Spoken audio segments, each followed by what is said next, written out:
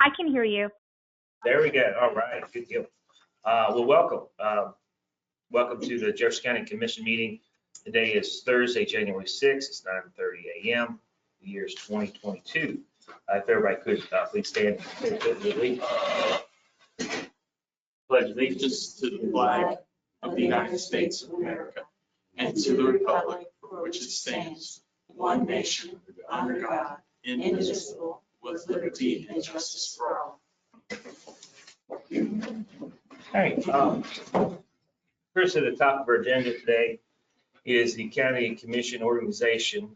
And selecting a president, I would, if Mr. Hudson would be so inclined to accept the nomination, I would like to nominate Commissioner Hudson as president. As y'all know, he has served on the county commission for the last 5 years. He is not seeking re-election next year. And if he would be so inclined to accept the president, I would like to nominate Mr. Hudson as our president for this year. Do I have any other nominations for president? All in favor, say aye. Aye. Any Aye. opposed? All right, motion carries unanimously. Thank you. There you go, sir. Hammer on. You need, What? you need anything? Nah, well, the next course of action is selection of vice president. I'll open the floor for nominations. I'll nominate Steve Oliver. Is there any more? Hearing none, I move nominations are closed. All in favor of Steve being vice president, say aye. Aye. Aye. Okay, and next course of action is committee assignments. Is there anyone that wants to switch around? I know Claire just kind of got Josh's, so I figured she might want different ones. I was going to say the same thing. I'm okay with my committee assignments if everybody else is. It might just be easy if everybody's happy. All right, go ahead, Claire. Yes, I was going to say, to be honest, I'm happy with the ones Josh had had. I know I really like being on Parks and Rec, so I would be happy keeping the same ones. I wanted to, Claire, I think we split the ESA and the fire and rescue last year. I'd be Okay. having fire and rescue and let you have the telemine solely, community board solely to yourself. I think we've split two different boards. Yeah. Yeah, that would work for me. Okay. Okay. I'll go ahead and move a motion that the assignment of boards and commissions for the calendar year 2022 be the same, except for the Telemon board will be who?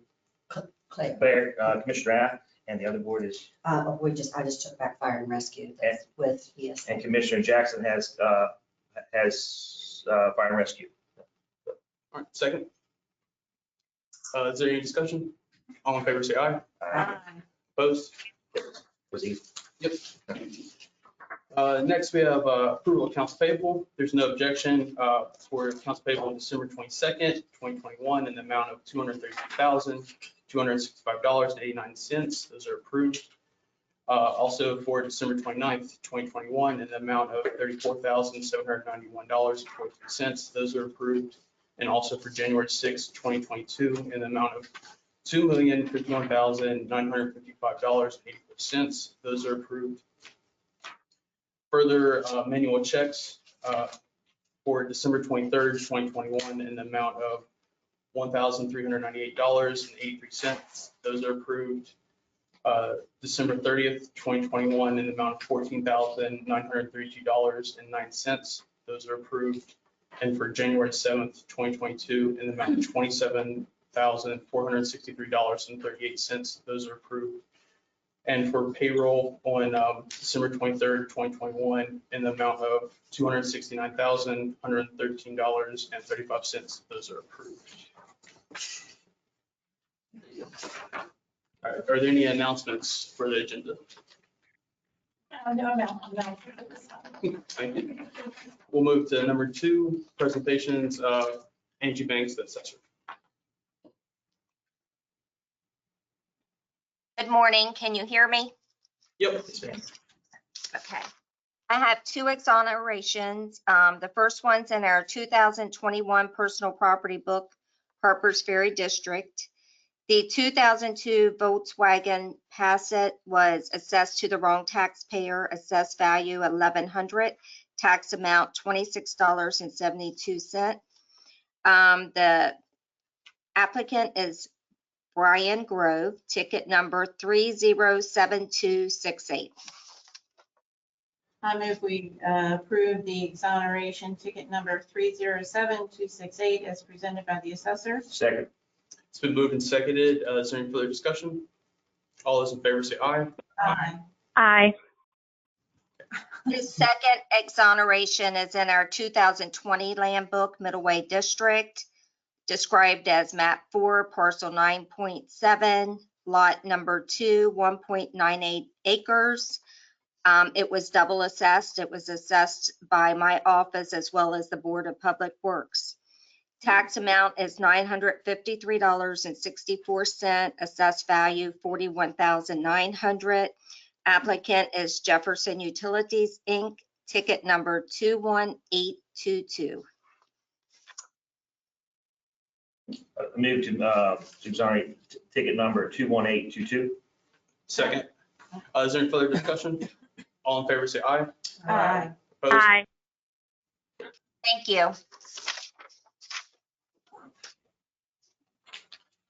That's it. That's it. All right, move on to presentation number 3, Tom Hanson, Sheriff.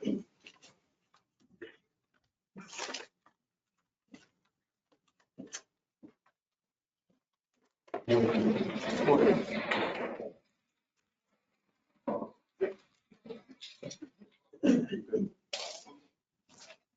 have packets for everybody. Sorry, Commissioner Ath, I'll give Sandy yours. Sounds good. Thank you. So we have two financial adjustments that we've been requesting this morning. We had submitted our agenda request, although the financial director was resigning. So we understand that you're not going to have your knowledge for him, but we wanted to go ahead and present what we're requesting.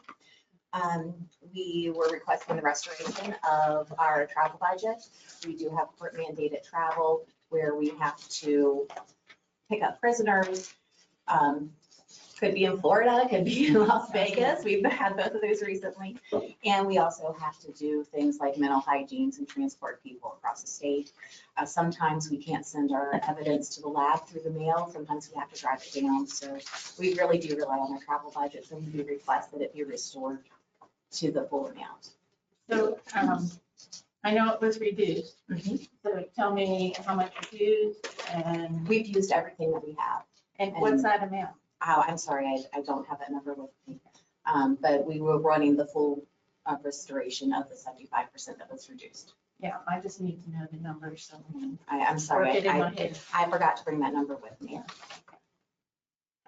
Well, and I understand where you're at because I know you just get transport for all different, no way you can plan. We've had to bring a prisoner back from Las Vegas recently, so. Geez. Well, I'd be glad to act on that once I have all the information, so we can get some numbers.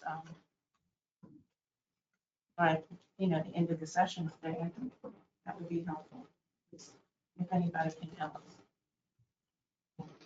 Yeah, I think even, we have just so y'all know, we have an afternoon session with the legislature, and this is on our agenda, so if we had the number, we can also take care of it this evening. If you get us something. Yeah, that's no problem. I think you're, don't hold me to this, but I thought the originally was 7,000, and now obviously we cut everything down to over That COVID. sounds correct, but I didn't want to throw that. Yeah, I think that's good. If you want to confirm that, and then we Yes, I cut will. the travel budget down to, obviously, because of COVID, everybody's travel budget across the board last year to 75%, cut 75%. But you can, I don't know, speaking for myself, but Yeah. my opinion is you can come back to us later this evening, after lunch. You don't have to be here. You can be online if you want to. We'll take care of that. Yeah, I think we might have to. I'm not chairman. Is that okay with you, Mr. Chairman? Continue in March. We might have to, kind of officially come back in session and so forth. Yeah. We would be out of session with the legislators. I Sure. can try to get the numbers as soon as I get back to the office and send it to you. That's That fair sounds enough. And then the second item was salary adjustments. We have 7 deputies and 3 corporals who are not at their minimum amount. And we were requesting for them to be brought up to their minimums. We have had employees leave, creating a surplus within our salary line item. I have provided you a spreadsheet of the amounts of their salaries. So part of this is, we had to lose 3 employees through attrition.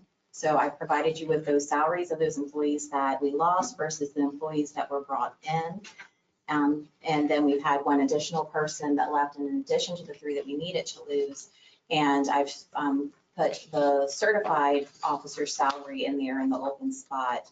So that creates a difference, a surplus of $37,341.75. And for just the remainder of this year, we would need $8,335.70. We have that in our budget. We're just asking for approval to bring up those employees to their minimums. So explain what you mean by minimums. Is that So civil on the- service? That's what I No, don't on your understand. established, on the, I gave you a copy as well of the pay rates. Okay. So at the bottom, the minimum deputy salary 1 year after their release from FTO is $49,283. The minimum that was established for corporals is $54,568.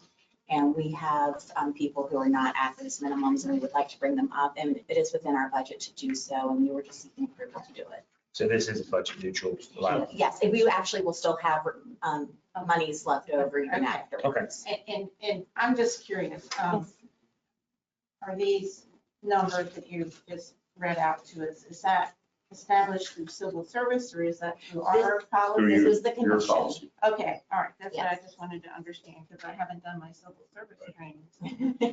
Will you be there next year? Yeah. Yes, no, this is the commission's established Okay, pay policy. okay. Okay.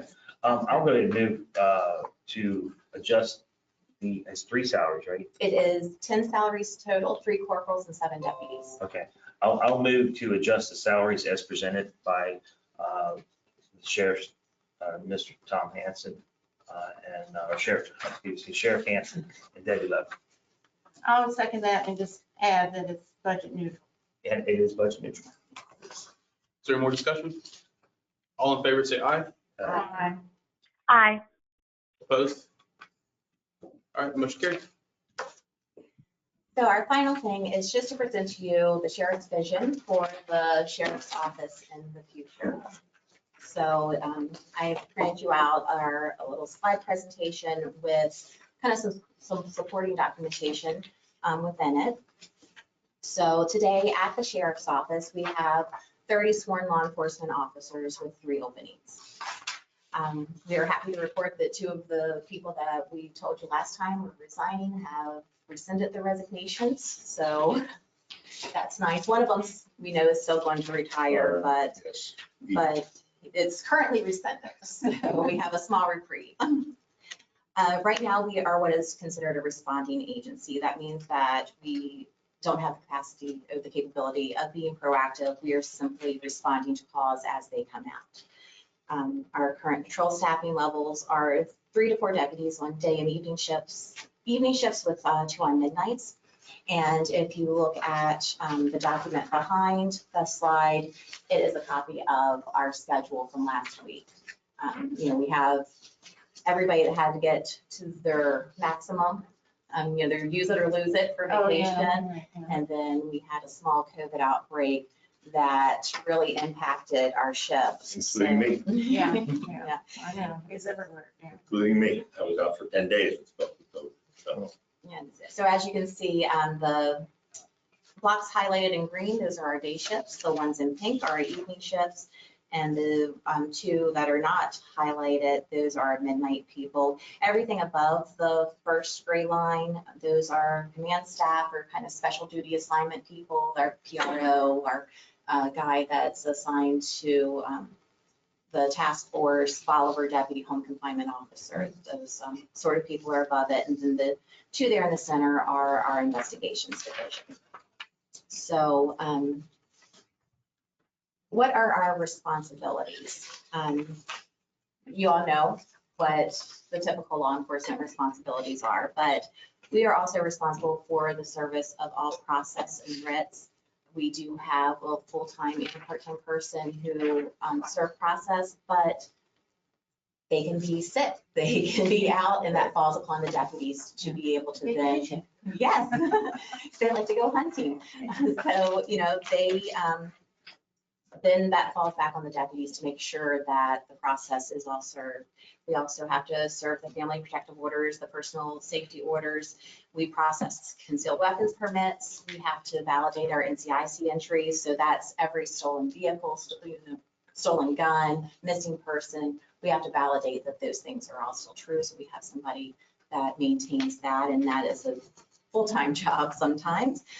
We have to do the mental hygienes. We get assigned to conservatorships and estates when there's nobody else that can take care of those people, or there's turmoil within the family and somebody needs to step in. The sheriff gets assigned to do that. We have an SRT team. We have ICAP trained officers, that is Internet Crimes Against Children. ALICE training, K-9 team with 2 master trainers. We have a member on the Mountain State Fugitive Recovery team. We have a digital forensic expert, an accident reconstructionist, and a drug recognition expert. In the other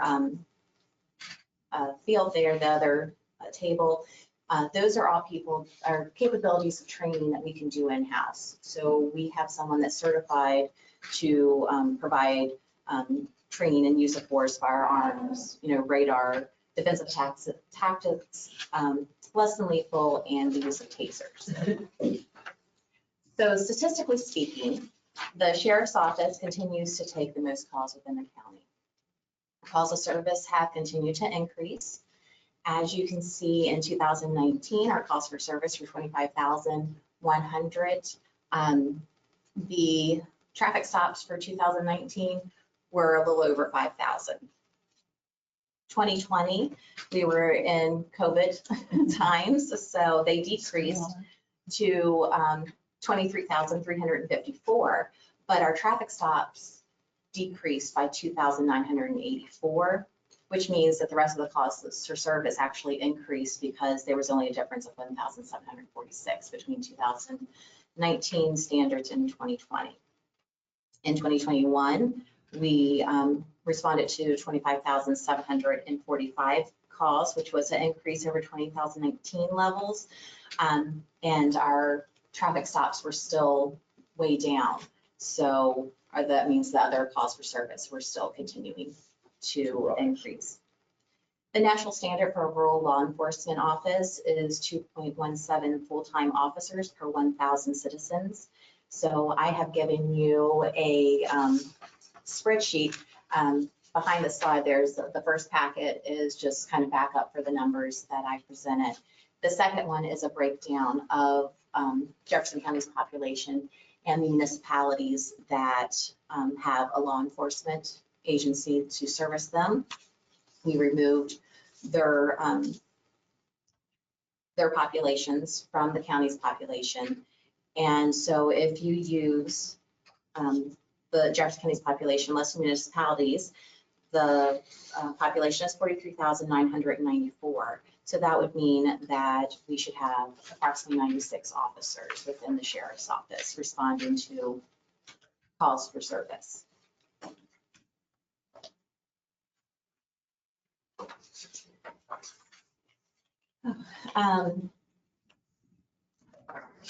So now that we kind of told you where we Should be. where we're at, I'd like to tell you where we'd like to be. So first off, we would really like to be a proactive agency. We would like to be able to try to stop crimes before they ever happen.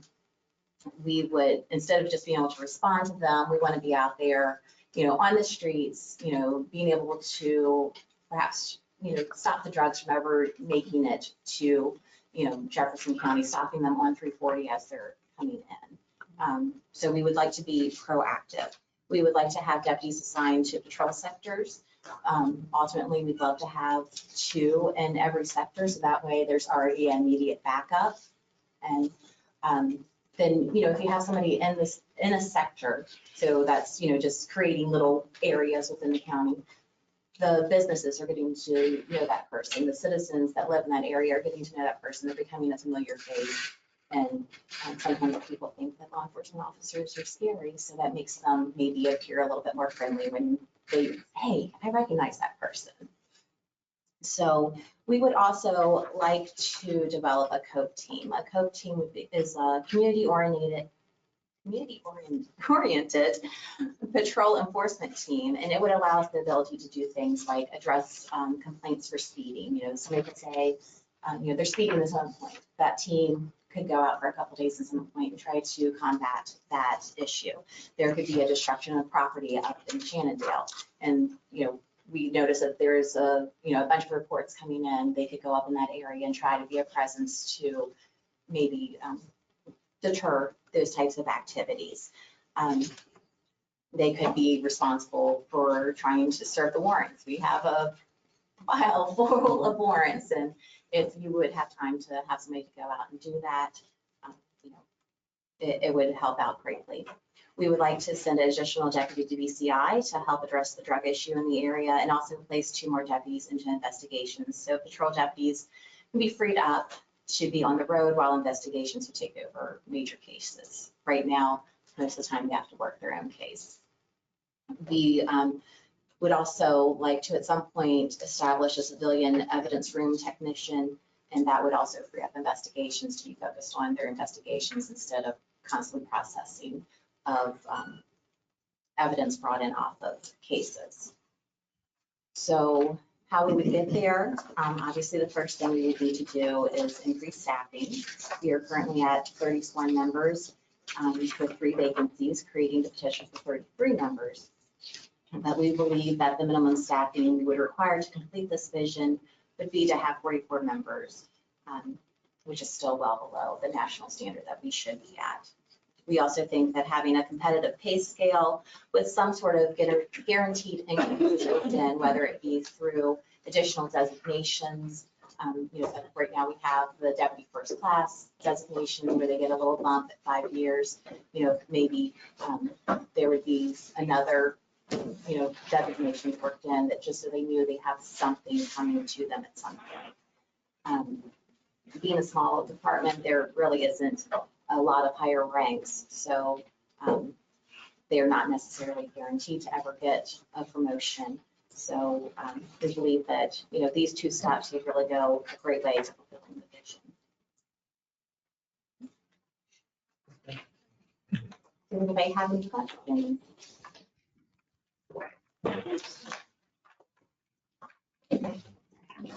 Just 2 other little comments.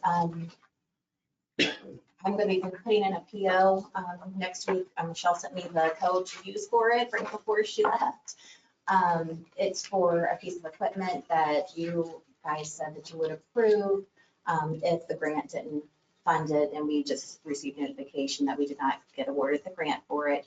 It's for the accident reconstruction equipment. So I will be putting that in, so you'll see it on the next agenda, just in case you're wondering what that was. And then I do know that you're going to be taking up the point of who's going to be selling or signing the reimbursements. And I just wanted to know if I could make a friendly request that maybe you preemptively make a motion to allow the commission president to sign any documents that might be created because of needing to make a change on what the grant documents say. Yeah.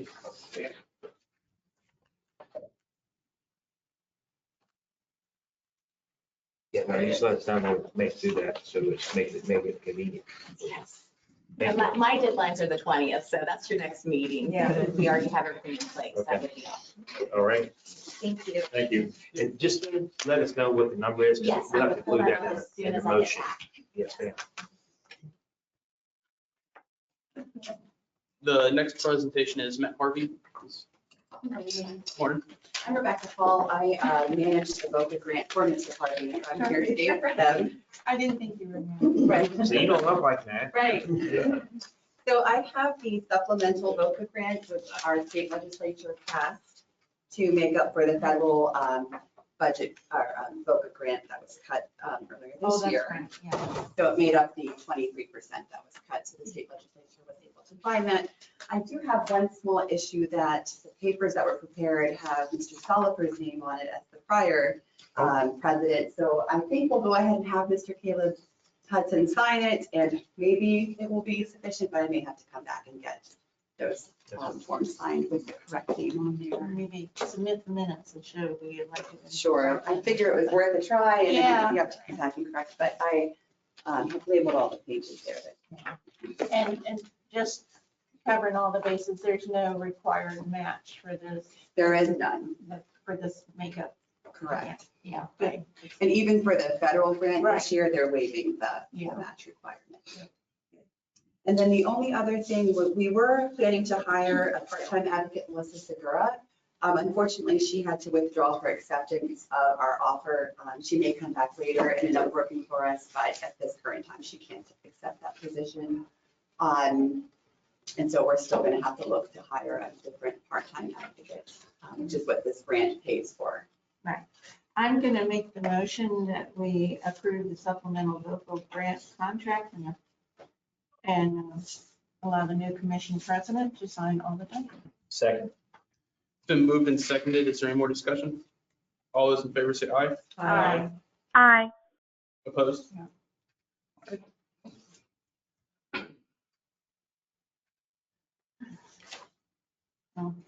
Hopefully we'll get a part-time good match. I hope so. It's tough times right now. I know, I think everybody's really struggling with that. Thank you, Ms. Hudson. All right, Roger's the next one up.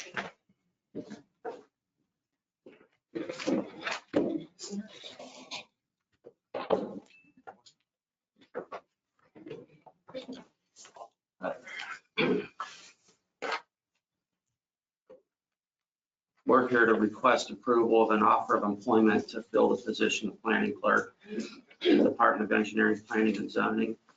Position has been vacant since September 2021. The Planning and Zoning Office needs additional help due to the increased workload generated by new development. The position assists the county planner with the intake and processing of land development projects and provides clerical support to the Planning Commission. Says the job description's attached. Yes, that's in your packet. I did have it when we requested to advertise. I can tell you that we did have a person prior to September. They began like last March, and we worked with that person for like 6 months and couldn't get them up to speed, so I had to terminate their employment, and we started over. So we've been essentially since March with really no planning clerk.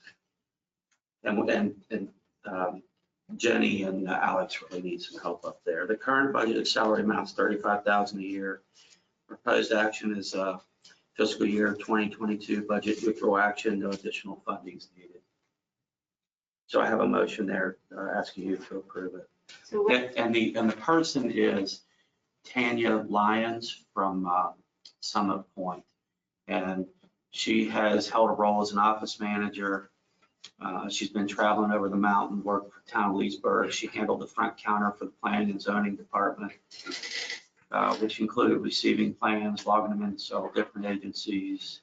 And she transcribed the tree commission meeting proceedings and minutes. So she has experience related to this position, and she understands the role of the department.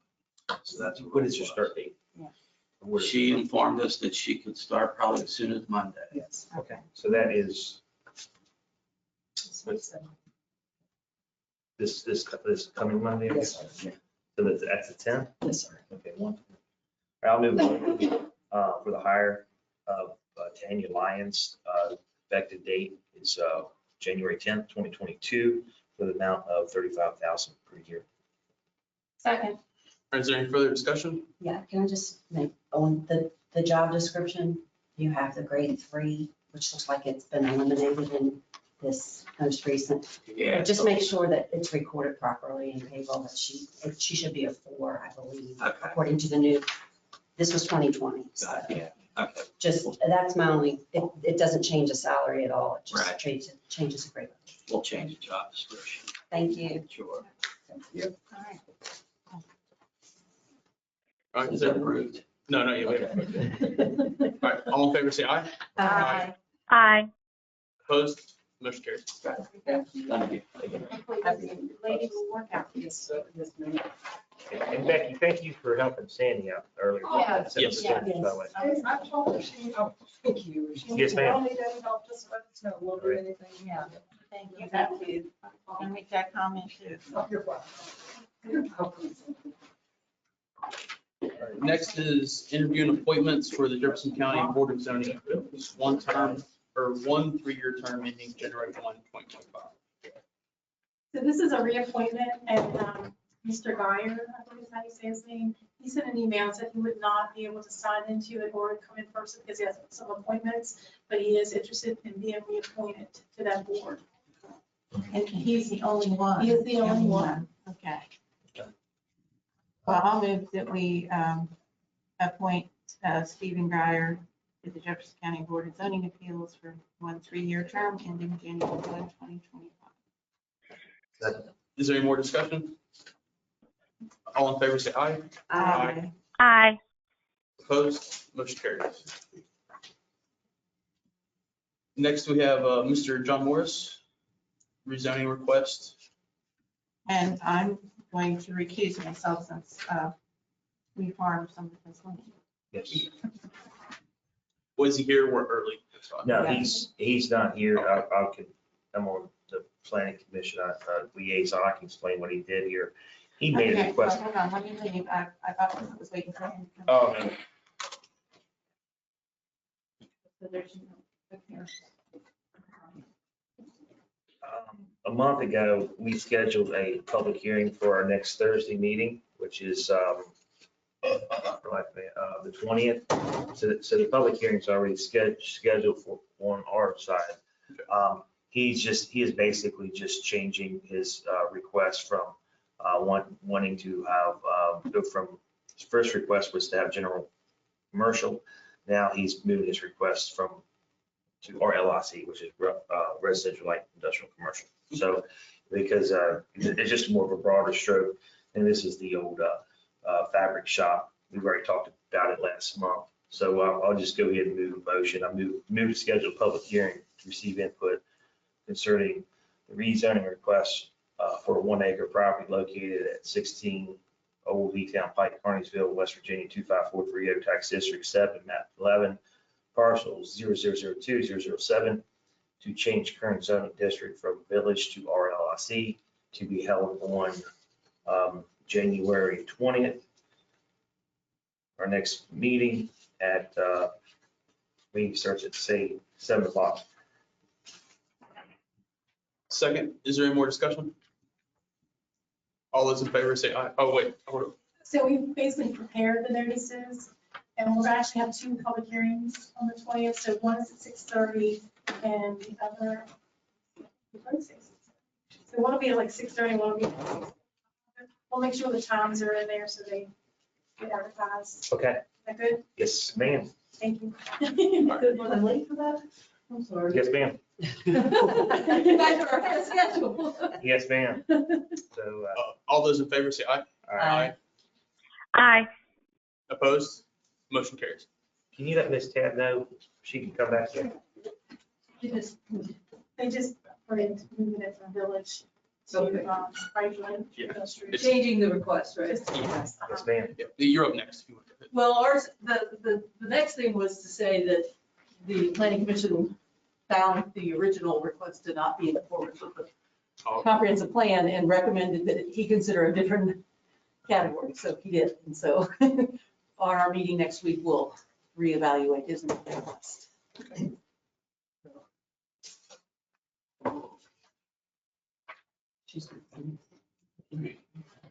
What's that number? The next thing is the comprehensive plan. Well, we voted on 7 and you're 8 and 9. Okay, So so 8 was just reporting to you that the planning commission. Here, I want you to. 8 was just telling you that the planning commission found that Mr. Morrison's original request was not in conformance. And you've already taken care of accepting his revised requests. Yeah. So for 9, everything that they have on the back.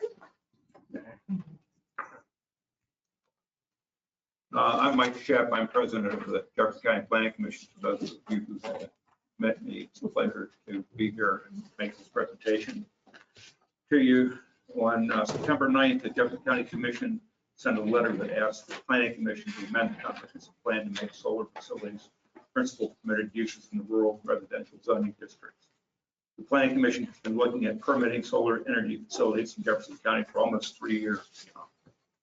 The Planning Commission believes that solar facilities will benefit Jefferson County in several ways. Solar facilities will provide additional income to farmers without having to create residential subdivisions. It will preserve farmland in the future so that when and if solar facilities are decommissioned and removed, the land will still be there and available to be farmed. The Planning Commission believes that these facilities will be financially beneficial for Jefferson County as a whole. In the Planning Commission's opinion, the question of bonding and remediation has been addressed by the County Commission. The Planning Commission believes that these facilities will be beneficial to the environment as a whole. I'll turn over to Jenny to go through the details of where the comprehensive plan was made the suggested amendments.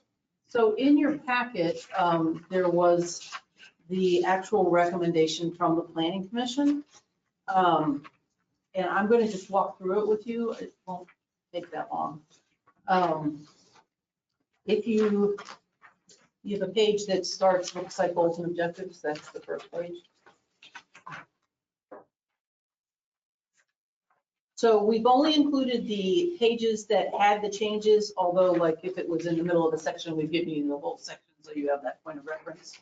So in the goals and objectives section, there was a, which is the introduction to the goals and objectives.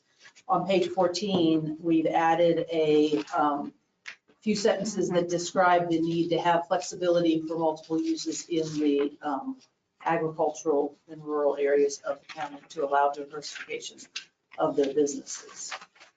In the next change is on page 24. So the plan is in sections of related to land use, economic development, and different things. So this is, we're in the land use section under rural and agricultural areas.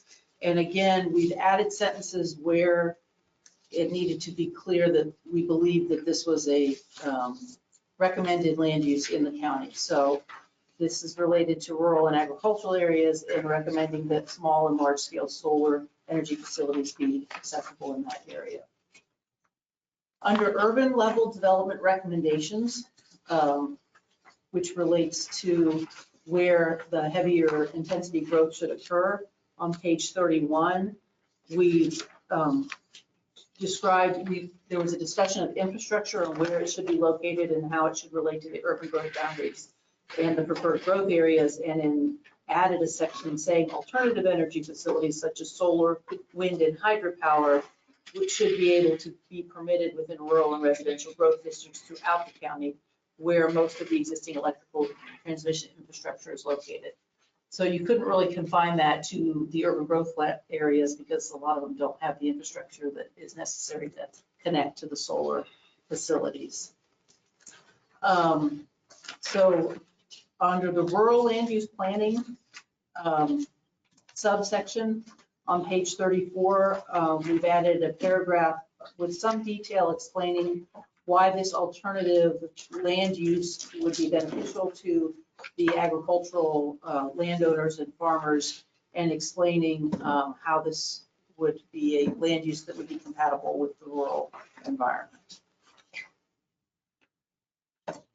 On page 37, we're still within the rural land use recommendations. Again, there was a description about how The plan recommends alternative energy, and we included, when we talked about alternative energy, we referred to solar, wind, and hydropower just to be inclusive as a principle permitted in the rural and residential districts. And then often we've added a sentence saying, including provisions that it needs to be returned to a natural condition once they're removed, so that because that's part of the zoning map, the zoning text amendment that you all considered was to include that type of language. So everybody, the public comments were often that we needed to make sure there was a way that was returned to the natural conditions. Now we're into the rural land use planning recommendations, and on page 40, this is a section that relates to types of uses that should be permitted in the rural area. And this is saying to amend the zoning ordinance to allow small and large scale wholesale or commercial energy facilities as principal permitted uses in the rural and residential districts, and provide for the removal of facilities after they have exhausted their useful lives, so the land may return to agricultural uses. So the next whole element of the comprehensive plan is the economic, employment, and infrastructure element. So that changes we just discussed were in the land use element. So on page 64, there's just a few words that were added to say that a type of economic development relates to infrastructure, utilities, and energy production. On page 66, under the economic development section, there were target industries that were noted during the comprehensive plan that were identified by the JCDA. And we are adding language in here that in addition, more regional employers are looking to acquire renewably generated electricity to meet the demands of shareholders. So some of the industries looking to locate here want to have this as something that they can include in their packet of what their businesses rely on. And so this language is in here. On page 69, this section focused on encouraging the higher density economic development activities to occur in urban growth boundaries and preferred growth areas. And we added a sentence to say the exception to this philosophy is to allow alternative energy facilities such as solar energy development as a principal permitted use in the rural and residential districts. So saying it doesn't have to be restricted to the urban growth boundaries. Then under the goals and recommendations for economic development on page 73.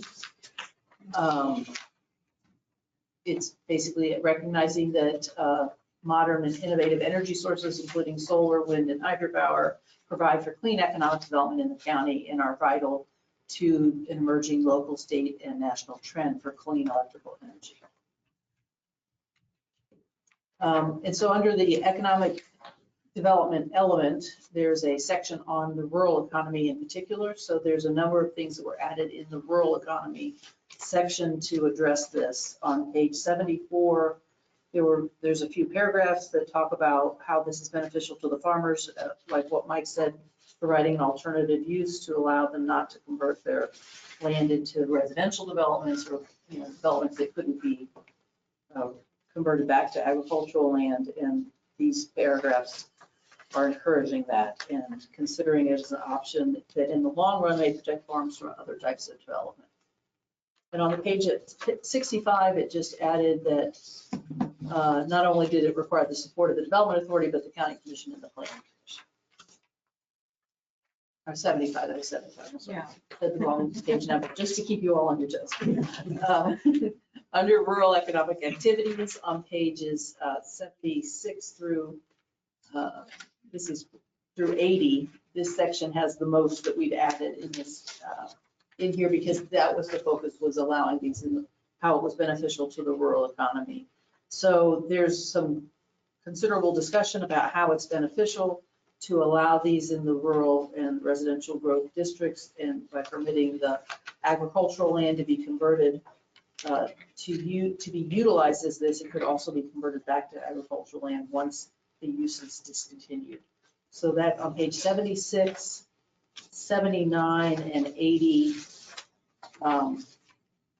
there's quite a bit of discussion about Not sure why part of it's highlighted in yellow, sorry about that. Quite a bit of discussion about how these are beneficial to the community, how rural utilities in the rural environment are compatible with the rural landscape and the minimal offsite impacts. So that's probably the discussion that has the most meat in it. And then there's recommendations related to agricultural and the rural economy, and that on page 82, we've added a subsection about amending the zoning ordinance to permit additional non-residential rurally compatible uses. It added information about permitting utilities which generate electricity by alternative renewable energy sources, and requiring that there be a process for removing it when that is complete. And then on page 93, there was, when the comprehensive plan was written, West Virginia had adopted an alternative renewable energy portfolio standard that was discussed in the comprehensive plan, and that has been repealed by the state legislature. So that no longer exists, but many private utility providers and other large companies have their own renewable energy standards. And so that's why we think it's worthy of keeping it in here. We didn't want to leave out that had changed so that people knew that that was no longer a state standard.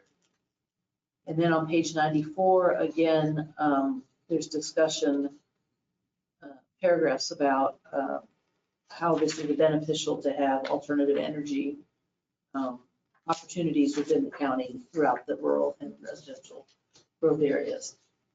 Particularly for Jefferson County, because there's general topography and there's in many parts of the state, it's not going to become as big a deal in other parts of the state due to the topography in those areas. That's less rock. Yeah. And then on page 97, we're under the infrastructure and technology recommendations of that section, and it is to encourage both. So if it's not in red, it was already there. So encouraging the public entities. So originally it acknowledged like APU was doing a lot of work, and so they were there, but this was saying both public and private entities to utilize them, alternative and renewable energy sources, and enable the construction and production by residents, businesses, and commercial alternative renewable energy providers. And that really summarizes what's in there. And what we need for you is to do is, so we had 120 days, the planning commission had 120 days, we're close to now, to get a recommendation to you. And you have to hold a public hearing and take action within 90 days. And your public hearing requires a 15-day class 1 legal ad. So your first regular meeting that you could do would be the first meeting in February to meet that 15-day legal ad. By the time you get it to the paper and it's Yeah, printed. yeah. And it's just a once a week paper. Yeah. So you could have it in your first meeting in February or your second meeting in February, have a special meeting, totally. I mean, it would be possible to do it, I guess, on January 27th. I think we could do the ad by then, but if you want to hold a totally separate meeting, but it could be part of your January or your February 3rd meeting. Does that work for everybody? January 3rd? February 3rd. February, I'm sorry. You do it 2 days ago. Yeah. That works for me. Yeah. Should we do it at like 1:30? They give it a set time? That's fine with me because we have a morning session. Yeah. Back at lunch. Well, and this is a big amendment to an Yeah, important document. yeah. And I think we need to have it in Set time. a set time. All right, I will work with Sandy on doing the ad. Do we need a formal motion for that to set the schedule? You probably. All right, I move we hold the hearing on February 3rd at 1:30. Is there a second? Second. Is there any discussion? Yeah, well, I do hope, I'll do it on my personal level. I do hope we can get the word out, because this is a substantial change to the comprehensive plan, and many of us were a part when we rewrote the comprehensive plan, and I'm not saying any of this is wrong, Yeah. but I think we all need to have our eyes on it and examine it carefully. And I know this is not part of the comprehensive plan, but I think Mr. Shep said something about the bonding, was in your last sentence. The bonding policy? Yeah, Yeah, I believe that the county commission's working on a funding policy. yeah, we're still working on that. We're not there, in Well, my opinion. the state also has a bonding policy. And I don't want to give the control to the state. Well, That's my point. that's your all's decision. I'm just saying that that exists. Right, okay, all right, well, I don't want it to fall off the table. either. Yeah, and I want the public to understand that if you approve this as written, or if you modify it and approve some modification of it, that doesn't change the zoning ordinance. You still have to do a zoning ordinance Right, you're amendment. right. you're It's right. setting the stage to allow you to do the zoning ordinance amendment. Okay, So it's, then that's a there's good still a point. multiple step process before Yeah. somebody can actually implement this. Right, okay, yeah, well, thank you for that clarification. You have something? Is that time flexible? Because we do have board review. Oh. What we said for the public, it's kind of a hard number. Yeah, so. Yeah. So should we do like 10 Two- o'clock in the 2 morning? o'clock or 2 o'clock. Yeah, Because I'm not sure that we'll have anything scheduled for 1:30. We will still have to meet. and we still have to meet, that's it. Are we meeting here from Florida? They're down the street. Yeah. Yeah, the courthouse. You're down. Oh, we're- we're- Courthouse. Yeah. I know we were, I thought we were at both places last year. I couldn't We'll be up there. remember. Okay. Yeah. So are we going earlier or later? Everyone kind of said. I think 2 p.m. Well, what if we have a hearing? I mean, if they schedule it. Yeah, I'm not sure what they'll schedule. I know they're usually 15 minutes. They usually run longer, and if there's more than one, it could Yeah. go further. Well, what about 10 o'clock, the morning of February 3rd? That's fine. All right, I'll amend my motion for 10 o'clock. Is it amenable? Thank you. All right. Everyone, I now second that motion, okay. the amendment to your motion. All in favor, say aye. Aye. Aye. Aye. Please let the record show I'm going to abstain from the vote. Opposed? It's 4 and 1 abstention. Thank you. I know this was Very much. I Thank know you. this was a lot of work for planning commission. Yes, and they worked hard on it.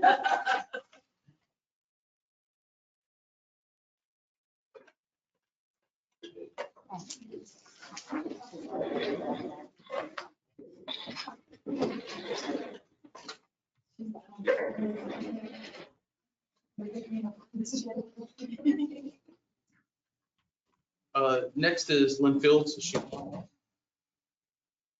Well, before Lynn gets here, should we convene as a fiduciary review board? Yeah, we, I'll move to convene as a fiduciary review board. Second.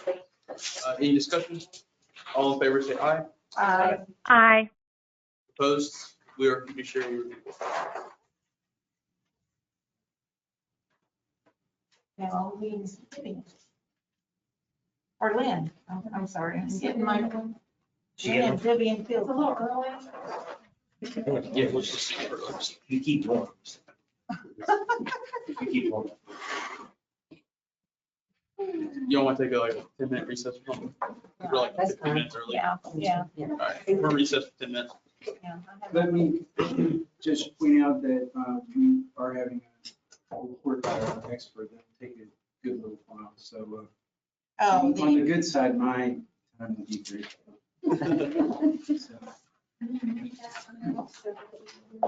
So, you mean the public safety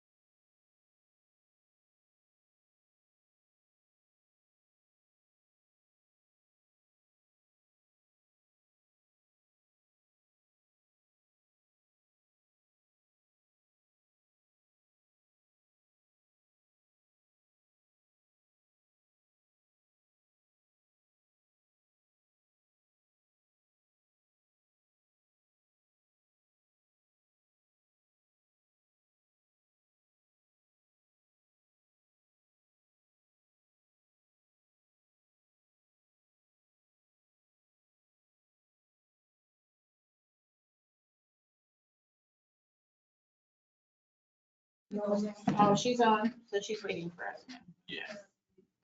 All right, we're back in Yeah. session.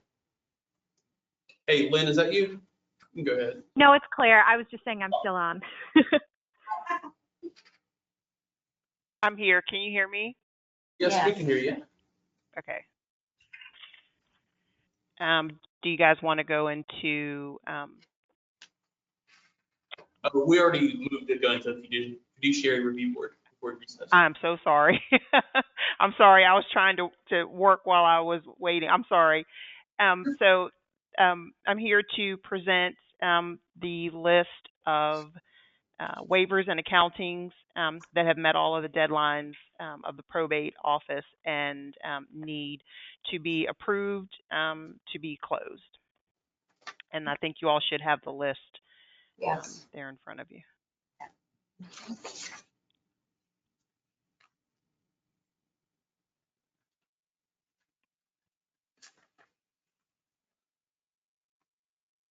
Well, I'll make the motion that we approve the list of states open since the last quarter review and approve the closure of the states that have met all statutory requirements. Second. It's been moved and seconded. Is there any discussion? All those in favor say aye. Aye. Opposed? Motion carries. Thank you so much. Appreciate your time. All right. Thank you for your work. Your regular session or regular county commission session? Second. All right, it's been moved and seconded. Is there any more discussion? All in favor say aye. Aye. Aye. Opposed? Motion carries. All right, next number 12, is that you, Nathan? Yes, but I do not believe that we have time It's not to, till 11, or 11:10.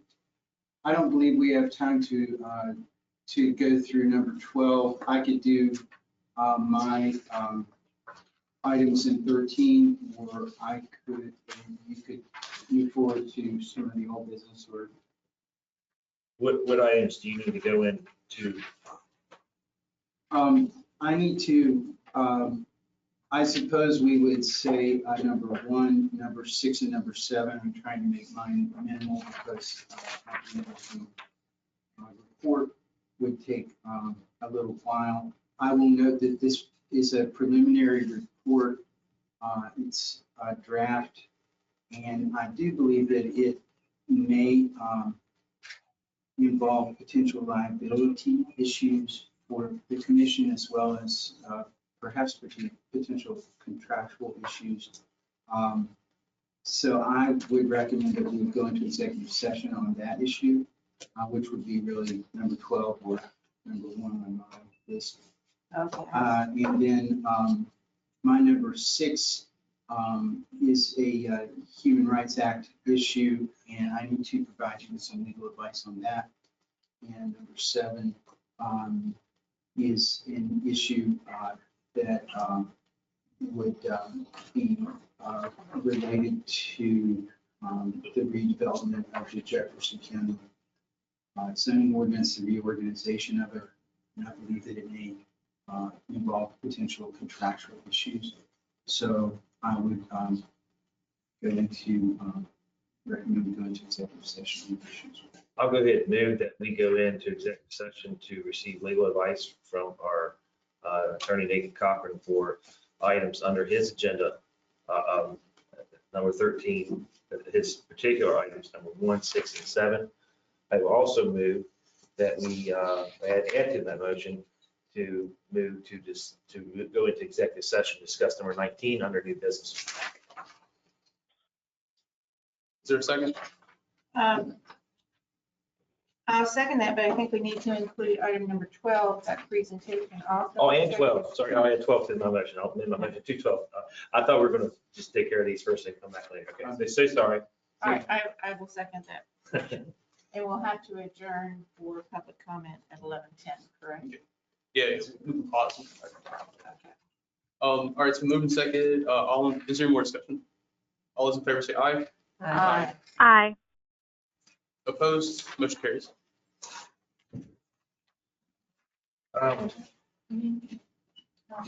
Claire, is Claire going to call in Usually. Yeah. All right, we'll call you on or can she stay on here? Does she call in? Everyone else needs to watch. It'll be muted. She stay on. It'll be muted. She will. Also mute globally? Yeah, we'll turn the screen on. Okay, so you'll have to call in, okay.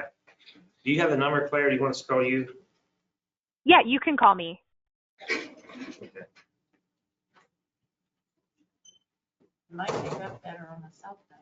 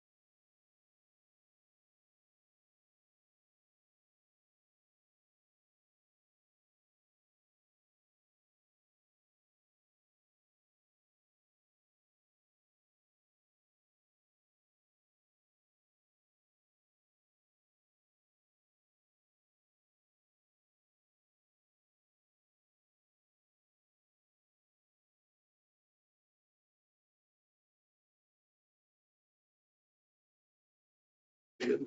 I'm Okay. back on if you can hear me. Good. All right, So I move we come back into normal session. second. It's been moved and seconded. Is there any discussion? All in favor, say aye. Aye. Aye. Opposed? Moves. I'd like to move a motion to reopen the hiring of for our executive assistant position. I would like to reopen that to get a bigger pool of candidates and have it open until filled. Second. It's been moved and seconded. Is there any discussion? I just want to point out for the public, where we're referring to agenda item number 19. Yes, So ma'am. that's what that motion is based upon. All in favor, say aye. Aye. Aye. Opposed? Motion moves. We'll go ahead and open public comment formats early. Yeah, we have somebody here. Yeah. David, would you like to come up and public comment? Sure, why not? Yeah. And for anyone online, just raise your hand. Remember, 3 minutes. Anything else? David Tabb, Jefferson County resident. Coming up on the 14th year of consecutively challenging our local government, county commission, and government in general. It's been 14 wonderful years that I've been challenging government. It's been an experience. It's still ongoing. I haven't sued anyone that everybody thinks I'm doing. I want is answers, information, and to do their job right. I haven't sued anyone for a penny. This has cost me a fair amount, which is okay. It's my hobby. I don't drink, I don't smoke. I help people. So with that, I hope you understand that none of this is personal, but you guys got to do a better job. There's a lot of people out there that are in bad shape. I had someone, a friend of mine for a long time, who's a legislator now, came in crying and everything else for me to put an inverter in her car so she could take her husband to get medical attention because she couldn't get anybody to take him. He's ready to die. Now they come to me because they know I do things. I get things done. Within 10 minutes, we had her back on the road, ready to go. I've left a message. She hadn't called me back. I do not know the fate of her husband. This is not good. This is just one part of a whole bunch of stuff that we as a county, state, and nation, that we are not prepared. We do not have the equipment. We do not have the personnel. We do not have the things we need. I am better prepared than most emergency response teams. I have equipment. I have product. I have stuff that has to be there 24/7. Why can't you guys make sure the same thing for everybody else? Because they've taken for granted of all this stuff that I've been trained over my whole life to be prepared. And you guys have taken for granted as well. We need to do a better job. It's that simple. It's not rocket science. History repeats itself. And I'm here to help, not hinder. You guys need to step up. We can finish a thing that's going on down in Charleston with a simple meeting. An acknowledgement, an apology to me, and an acknowledgement that you're going to do a better job. But if you don't want to do that, I'm going to be hammered in. So with that said, I appreciate the time here. I do appreciate some of what you're doing, but we need to do a better job, and we need to do it together instead of only a few people taking things and not doing exactly what needs to be done. I do appreciate your time. Has anyone online raised their hand? attendance.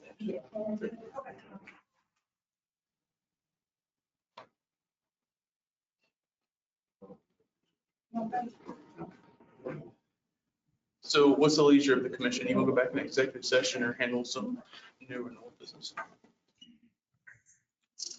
I think that our person is prepared for about 11, 15 or so too, so I'm sure he's ready. Okay, so I'll move that we go into executive session to basically cover number 12 and 13.1. For purposes of receiving legal advice and potential liability issues. And for the purpose of receiving legal advice and potential liability issues, we'll receive the information from our astute attorney. Mr. Nathan Cobb. He's keeping it on. I'll second the motion. All right, any discussion? All in favor, say aye. Aye. Aye. All right, motion carries. We're in executive session. So now we gotta get Claire. I'll call Steve.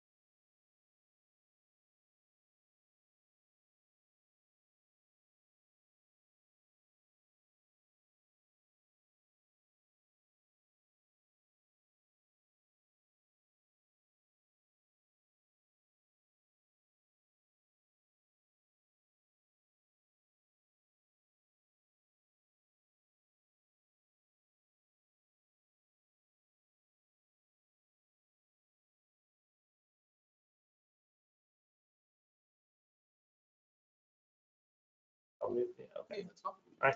Let us know when we're live. You have more information, so it's okay for you to Yeah. explain things. Yes. It's a transitional phase here. Yes, today is. Yeah.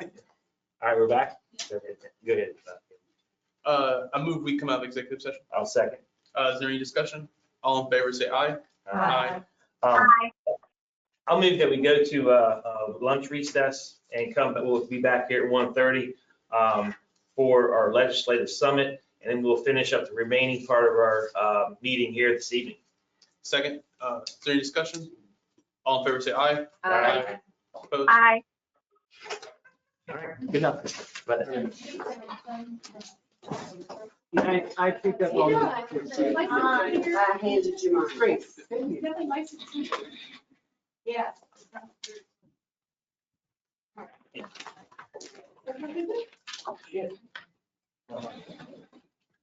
On my keys.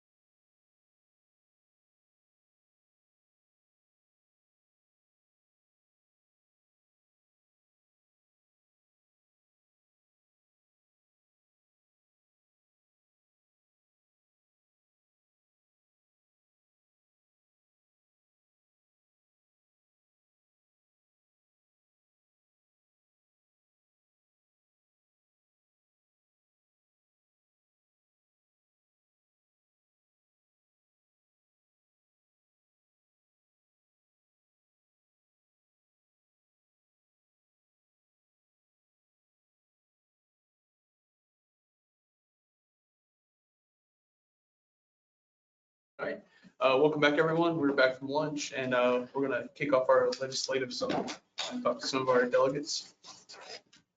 Do we have, is John Doyle online? You don't know? He said he was gonna be here. Okay.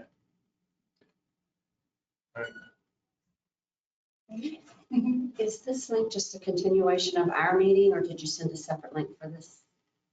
Sandy, I'm sorry. is this link a continuation of our It meeting? or- is, if anybody was on one and they kind of, yeah, we just paused it while we were at lunch. Okay. Did you have like an order of operations or anything for this planned? You, former president. No. No, I was just gonna ask, them, kind of what their plans for this year, if any, for any type of, goals they had going down to Charleston, would you anticipate the session, looking like?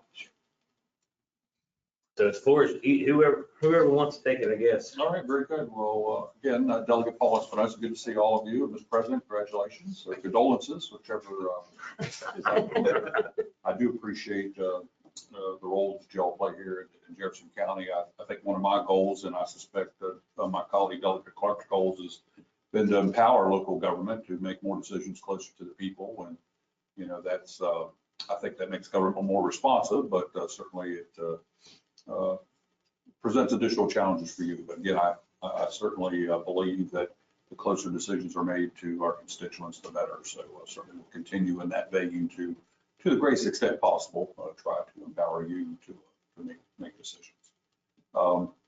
As far as the legislative session, I guess I'd begin by saying that we fully intend to be open, you know, as close to usual as we have in the past and as is possible.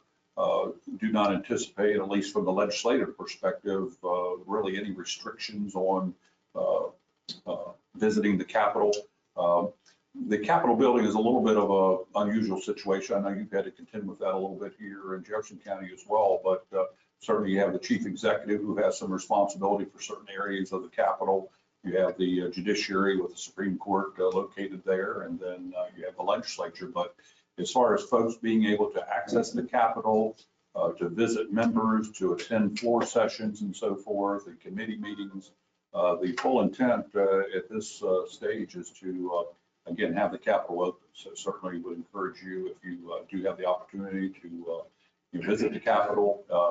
I know, I'm sure I can speak on behalf of Delegate Clark, and I suspect our entire delegation, that if you wish to meet with any of us, we're always happy to meet with you. Just let us know you're going to be coming in so that we can make arrangements. But even, my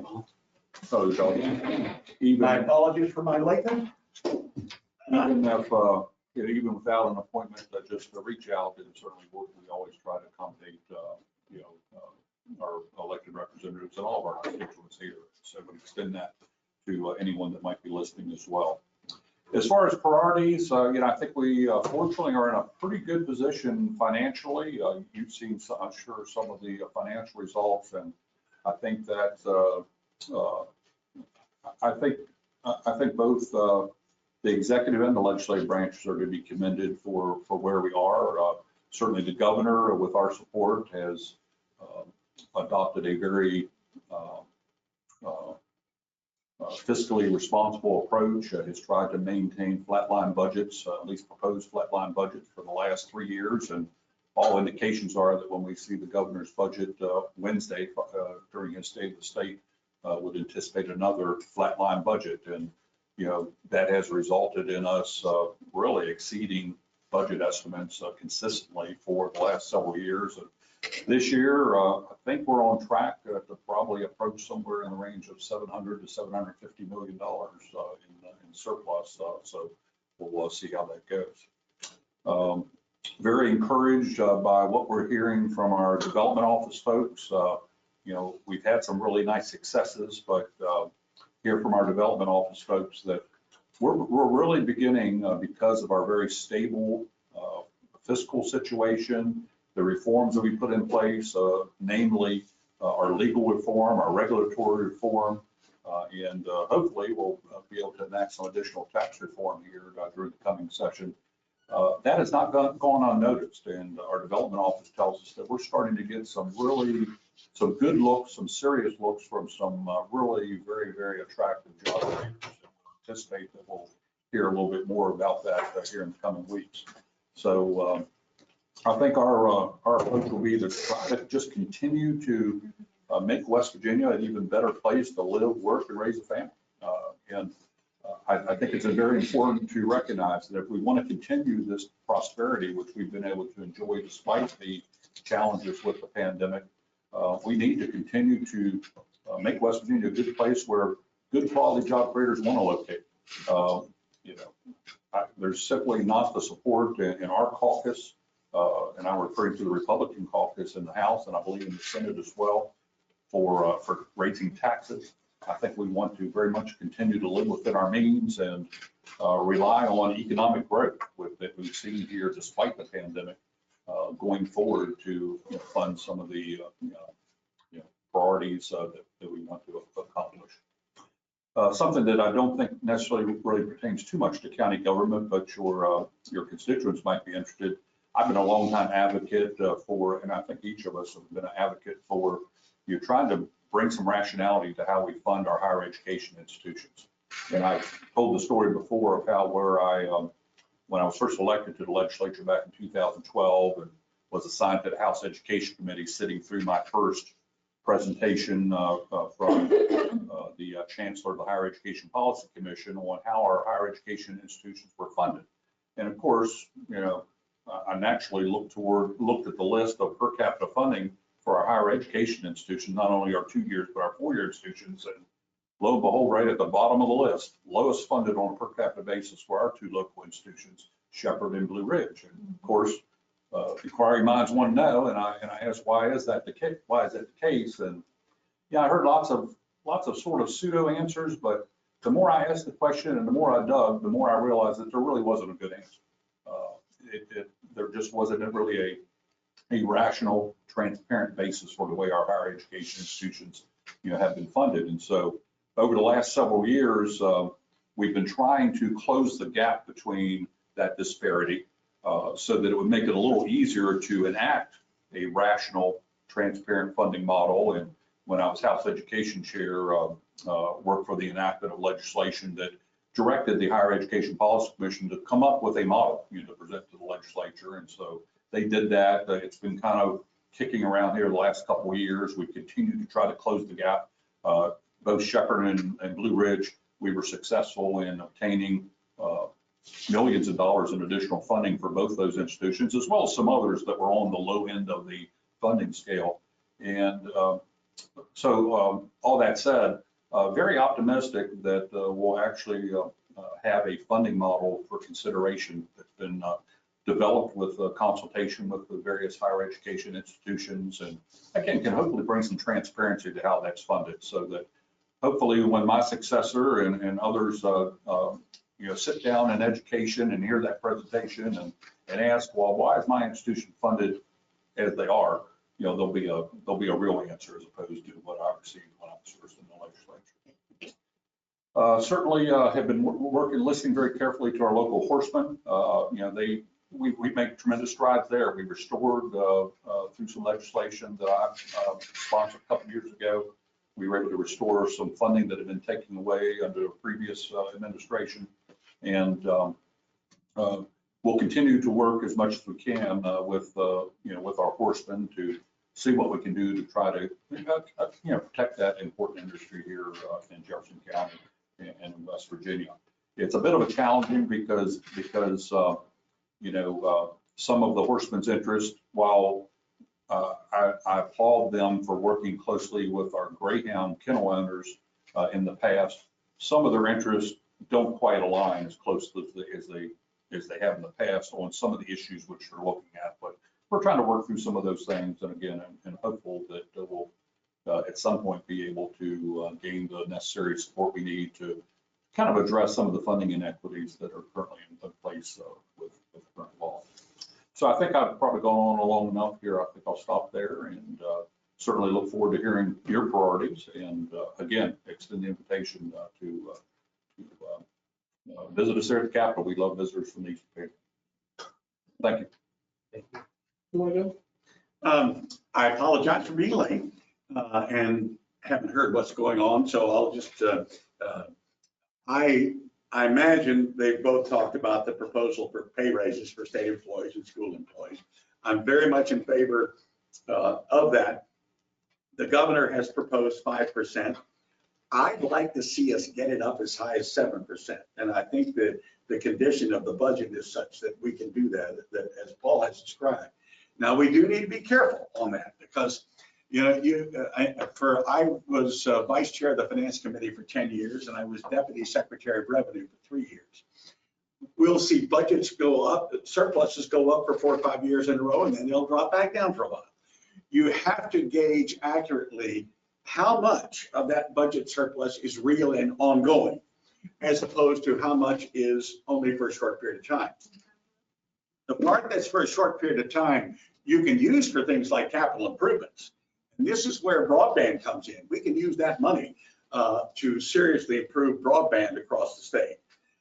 And I was reading a story in the Washington Post 2 or 3 days ago that the maps that most states have regarding broadband are inaccurate. The map for West Virginia shows that everybody in Jefferson County is adequately served by high-speed internet. And we all know that's not true. So we've got to get an accurate map. And once we do, then I think an accurate map will show that Jefferson County deserves more in terms of this broadband money than presently they plan to spend. So anyway, that's one. But I do think there's enough ongoing increase in the budget that we can get state employees as high as 7%. I agree with Paul about the higher education funding formula. I began working on that 25 years ago. And for higher education has a tendency to take a long time to adapt to changes, any kind of changes.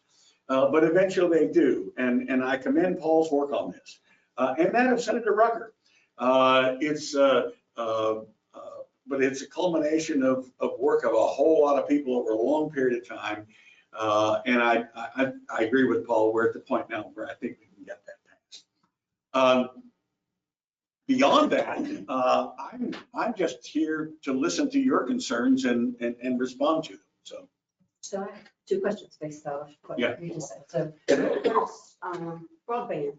Yeah. I agree with everything you just said. I do think it's assumed that Jefferson County is adequately covered, and we're not. Obviously, we have pockets. The terrain plays a big part of some of the pockets that are underserved or not served at all. Do you see anything moving forward with broadband before your term is up? Oh, yes. I think we'll take some serious action this year. And let's remember, those broadband maps really came from the companies like Comcast and Frontier and that sort of thing. And so it was in their interest to show that their service was maybe a little bit better than it really was. So we have to get accurate maps, maybe from the U.S. Geological Survey or somebody who is neutral in this and can say, here's what the map, here's an accurate map. Here are the people who are served, and here are the ones who are not. And yeah, I think we'll get that done this year. Yeah.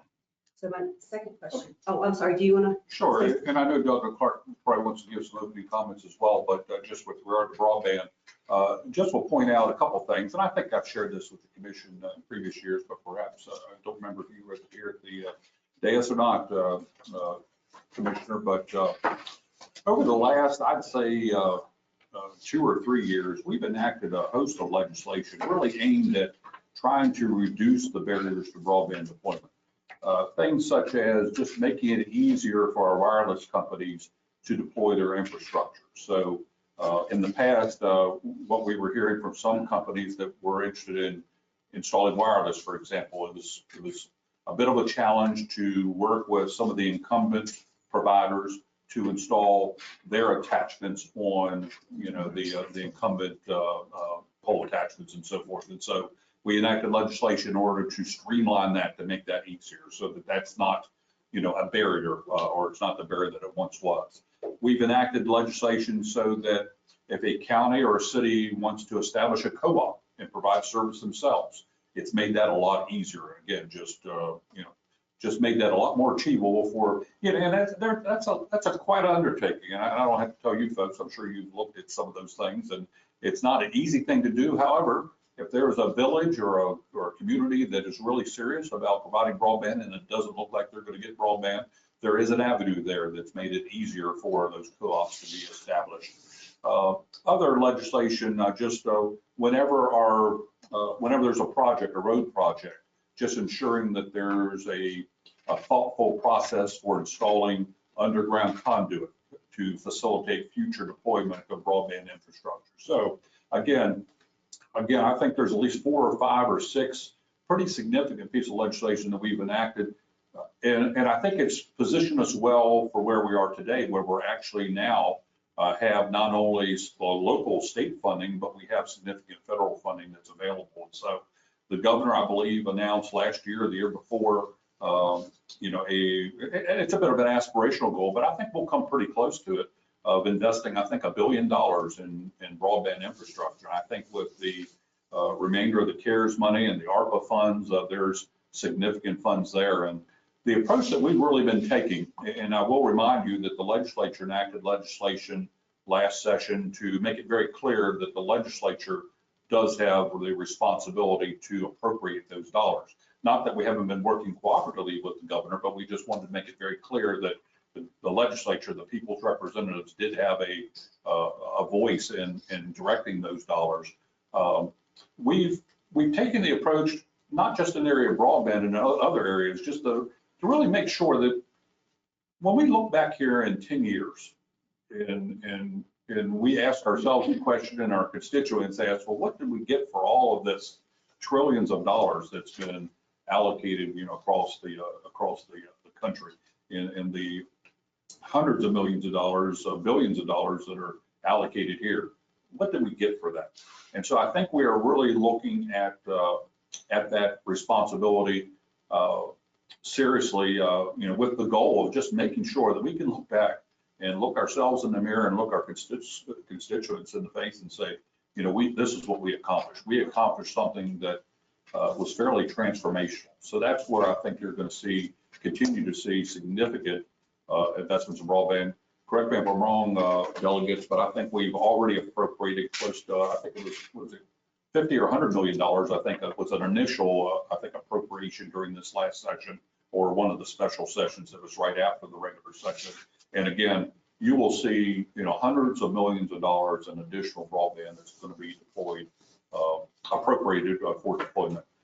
But again, I think a lot of the legwork that we've put in place over the last few years, I think has really positioned us well, so that now we actually have some of those resources, we can effectively deploy them. I agree with Paul, but I do want to caution, some of that earlier money we appropriated was not spent as wisely as it could have been. We ended up simply giving money to the companies, and with their promise that we'll do right. And they didn't do the best job in every single case. So from here on out, whatever we appropriate, I think has to have sufficient safeguards to make sure that the money is spent how we intended to be spent. Anything you want to say? Well, absolutely. Always. First, thank you all for having us here. Thank those who are watching, going into my second legislative session. And last year I walked in, kind of didn't know where I was going. I was a little hesitant, but had great leadership locally to help me get directed and get my feet wet pretty quick. I'm very excited about going back down. I feel that I had a great time when I was down in Charleston, met a lot of great people, got a lot of great things done. And I think we're going to continue to get things done, not only on a state, but county and city level, along with y'all's help and everything that you all do and everything that the city council does. I'm looking forward to what's going to be happening here in Jefferson County over the next, 5 to 10 years. Some of the delegates have already approached the ARPA money. We want to make sure that we're going to use our ARPA money correctly so that we're focusing on infrastructure, water, sewer, other infrastructure needs that are going to allow the county to continue to grow, because I don't foresee us slowing down growth over the next 5 years. They're going to continue to be moving in from Maryland and Northern Virginia to our area. So we want to make sure that we're using that ARPA money to make sure that we have capacity in our water and sewer, make sure that our roads are staying able to handle the traffic flow, making sure that our schools are able to handle the kids. Looking forward to a very busy education committee this year in regards to my Chapter 18 study that I kind of led throughout the whole off season, and a lot of the great things that Senator Rucker's been working on. So I'm looking forward to a lot of great things. A couple of small examples: protecting duty-free lunches for our teachers, and making sure that their planning periods are protected is something that I'm very strong on. And we should definitely see something coming out early in the session in regards to that. And a mental health bill that I've been working on with an absolute wonderful bill drafter, Ian Ellison, since August. So looking forward to that. Energy bills. I'm also on the energy committee. So solar bills, as we all know, solar is an interesting topic here in Jefferson County.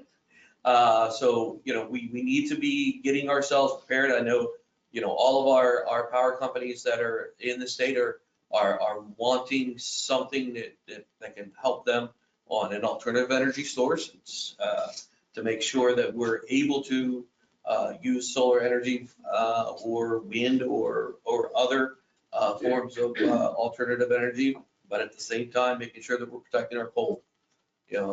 West Virginia is very, very dynamic in regards to the differences from one part of the state to the other. Here in Eastern Panhandle, Horseman, as Delegate Espinosa has already mentioned, is big to us. In the southern part, coal, big to them. So as a state delegate, yes, I represent the 65th district currently, and soon to be the 99th. But when I'm in legislation, I'm a state delegate.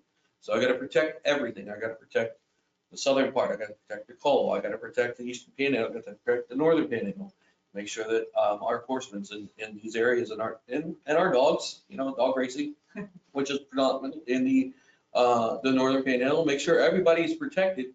So it's a very interesting balance that we have to go through. I remember telling a lot of folks, they asked, what was it like? And I said, it was very eye-opening, because when we all get down to Charleston, we have all these, visions of what we're going to get done. And the Eastern Panhandle is very, very well represented in the legislation with leadership. When we get down there, we're just another one out of 100 votes. And trying to gather up all the information to get and support to get bills done is a little more difficult than people think. I want to thank you all for your throwing your name in a hat to be on the county commission. People don't realize that these jobs that we do, they're service jobs, and most of us have full-time jobs or other jobs. So it's giving up our time, being away from our families is a difficult thing. So thank everybody who is here and everything they've done. So, and I look forward to any questions that you have.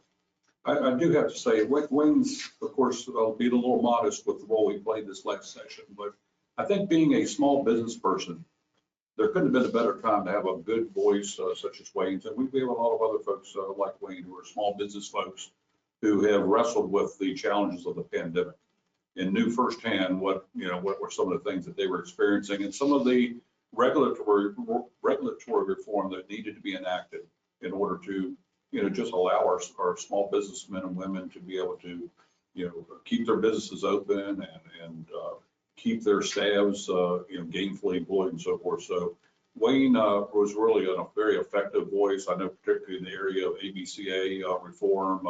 That's certainly been something we've championed here in recent years, because of our tourism economy, particularly here in the Eastern Panhandle, and building on the brunch bill and the resort licensure bill that we enacted a few years ago.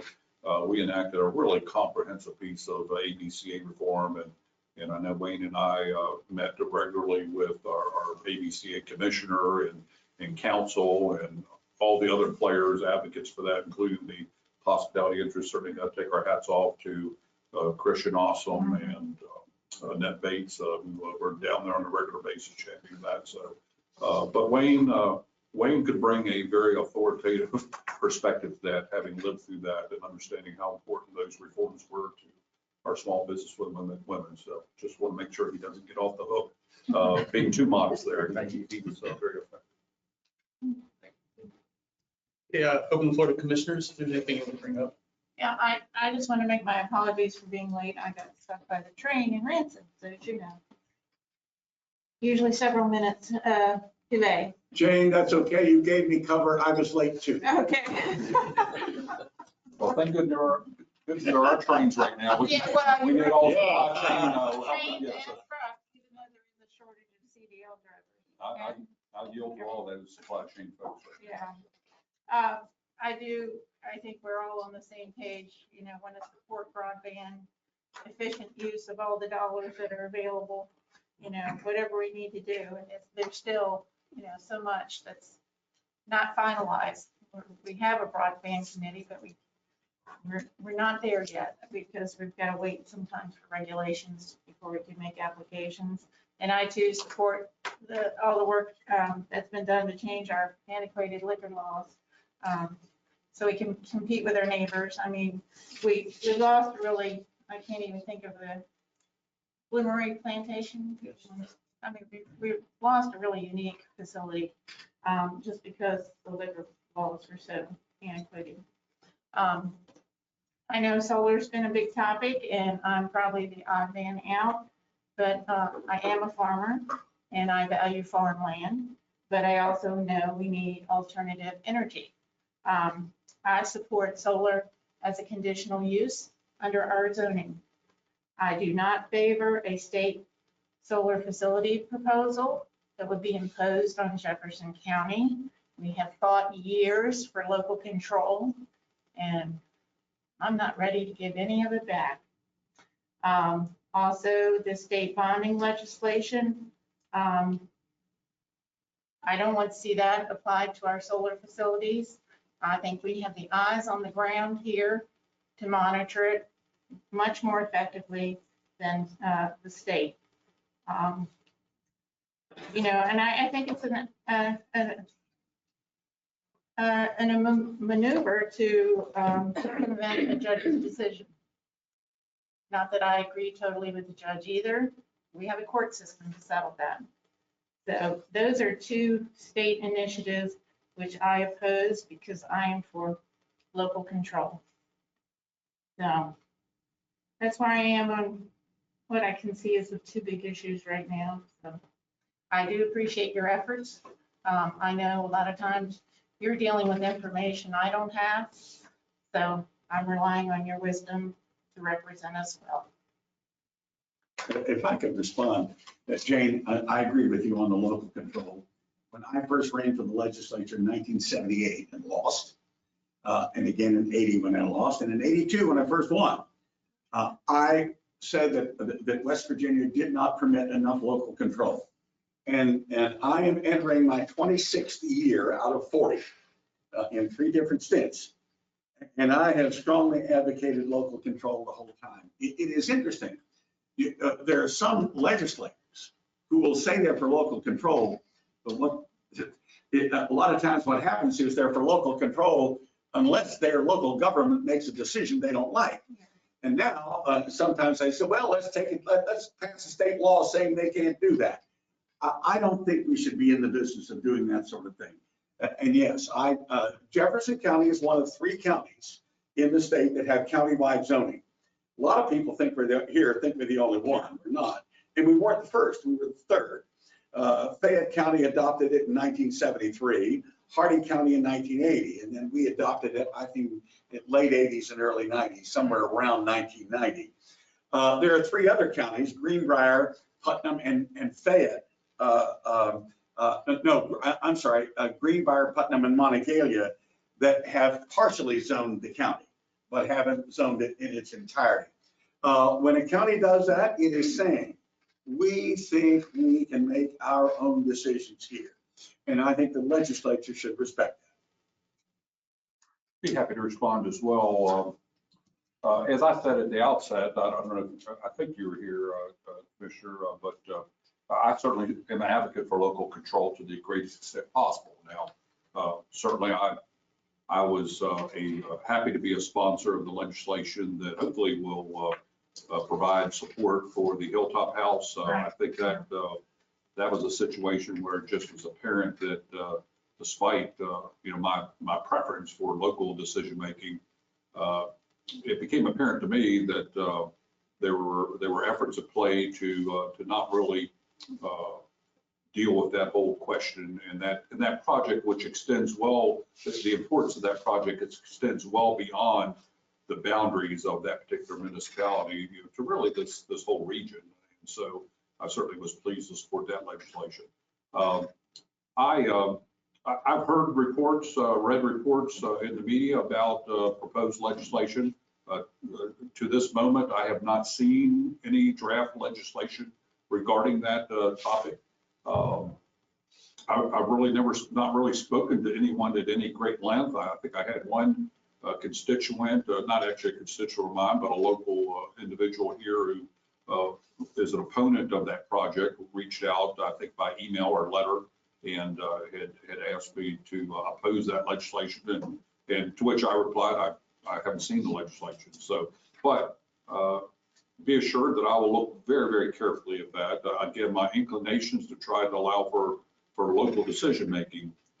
I am a little torn, and as I've tried to think through that whole issue, of how to properly regulate this. I am concerned that we not allow a situation to develop or persist where folks that may oppose a private property owner's use of their property may seek to delay that project, because in projects such as that, where substantial capital is needed in order to move forward with those projects, the reality is that delay is often tantamount to defeat of a project like that. So again, I'm approaching it with a very open mind. While I'm certainly inclined to maintain local decision making, it is imperative, I believe, and I think you'll probably hear more about this in the coming months and years. I think it's imperative that we, if we're serious about attracting quality job creators to West Virginia, many prospects are increasingly demanding that they have access to greener energy. Oh, I understand that. And so if we're serious about attracting those type of job creators, then we can't simply just rely on others to provide that energy. I think we need to develop policies that empower our utilities to provide greener energy. Was very pleased to sponsor the House version of legislation that was enacted, I think last session or the session before, that allows our power companies to deploy, I think 50 megawatts of, I might have the metric terminology wrong there. I kind of like everybody else. I think it's 600, but I'm just like you. I don't, they throw those numbers around, but yeah. I think it was 50 megawatt at a time. Yeah. So they could do a solar array, because they are seeing interest by job creators. And so we have to have an opportunity to be able to meet that. And I think, frankly, we need to look at our entire energy mix. The last I heard, and maybe these numbers have increased a little bit, but I heard a presentation by President Trump's, one of his economic advisors a couple of years ago, Mr. Kudlow, who's, I think he chaired the Council of Economic Advisors. I think he said, and I was looking through my notes here a little while ago to refresh my memory. He said alternative energy currently represents about 3 to 4% of total energy. You know, a lot of talk about alternative energy, but you know, we need to get beyond that talk. If we're really serious about being able to provide that type of energy for job creators, we got to get beyond that. So anyway, a long way of saying, you know, I'm going to approach it with an open mind, but I just want to make sure that we are not inadvertently making it impossible in order to meet the demands of companies that very much want to be able to use green energy, but it's simply just not available to the extent that they need to be.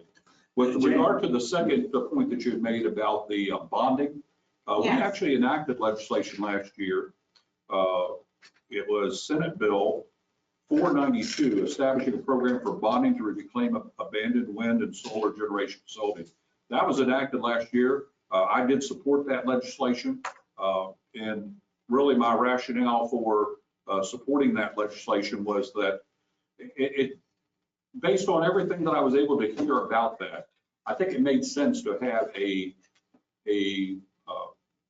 rational statewide process as opposed to trying to piecemeal this, making it very difficult for some of these wind farm owners to be able to operate in West Virginia. So to me, it made sense to have a little bit more of a coherent, a little bit more of a standardized process for what type of bonding are we going to require to ensure that when the end of life comes for these facilities, that they're appropriately dealt with, and that you don't have a tremendous disparity between different parts of the state. So that legislation actually passed 96 to nothing, or 96 to 4 in the House. So in the Senate, I imagine it passed by a similar margin. So would encourage you to look at that bill. If you have questions, Senate Bill 492 passed during the last session. I made a note of that. Thank you. If I could follow up on that, Jane, I am a strong supporter of solar energy, have been. The bill that Paul talked about, I voted for it. And not only that, I had an amendment ready, several of us, that would have expanded the amount of solar credits they could have gotten. And we were, those of us who sponsored it, who were behind it, were persuaded not to offer it because there was a chance it might throw a monkey wrench into the whole program and maybe defeat the bill. So we agreed to back off just to guarantee that the bill passed. In terms of responsible companies, practically every county in Virginia has countywide zoning. Practically every county in Maryland has countywide zoning. Responsible companies don't mind going through the process. It's, I think for that reason, it's important to keep Jefferson County in a position where we say, hey, you know, we're really more like the counties nearby in Maryland and Virginia. Anyway. Dr. Doyle, you mentioned that you are for local control. Yeah. And people that say they're for local control like local control until they don't like the local. Not everybody. I say there are some people who do that. But you say they like local control until they don't like the decisions that came from a local government. Are you aware that solar was passed at this county commission level twice already? Are you aware of that? So yeah, and it passed unanimously at the county planning commission, and it passed here at the county commission twice already. Okay. And we're working on it now for the third time. Are you aware of that? Yeah. Okay. I just want to make sure. Sure. I mean, well, it's my understanding that somebody took it to court and the judge said that you didn't do it right. It's interesting. I mentioned that Hardy County adopted countywide zoning in 1980. Some friends of mine in Hardy County explained to me that very shortly after that, the Hardy County changed its zoning ordinance without first changing the master plan. And a judge threw it out. That state law says you cannot change the ordinance without first changing the master plan. So you go through a procedure of changing the master plan, then you go through a procedure of changing the ordinance. And it's my understanding that that's what is going on here now. Can I ask Delegate Espinosa something? Can you tell me, I'm just curious, can you tell me who the 4 delegates that did not vote for SB 492? I don't want to throw anybody under the bus here, because everybody has their own rationale for that.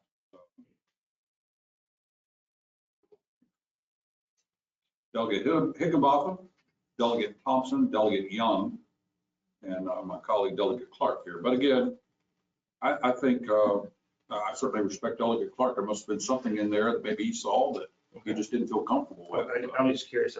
Yeah. Okay. But Delegate, my colleague Delegate Doyle and I both supported that legislation. I was just curious. Yeah, I respond to that. The main reason was the decommissioning bonds, and how those decommissioning bonds were to affect a project that was already in the works for the state. That it was already bonded itself. And,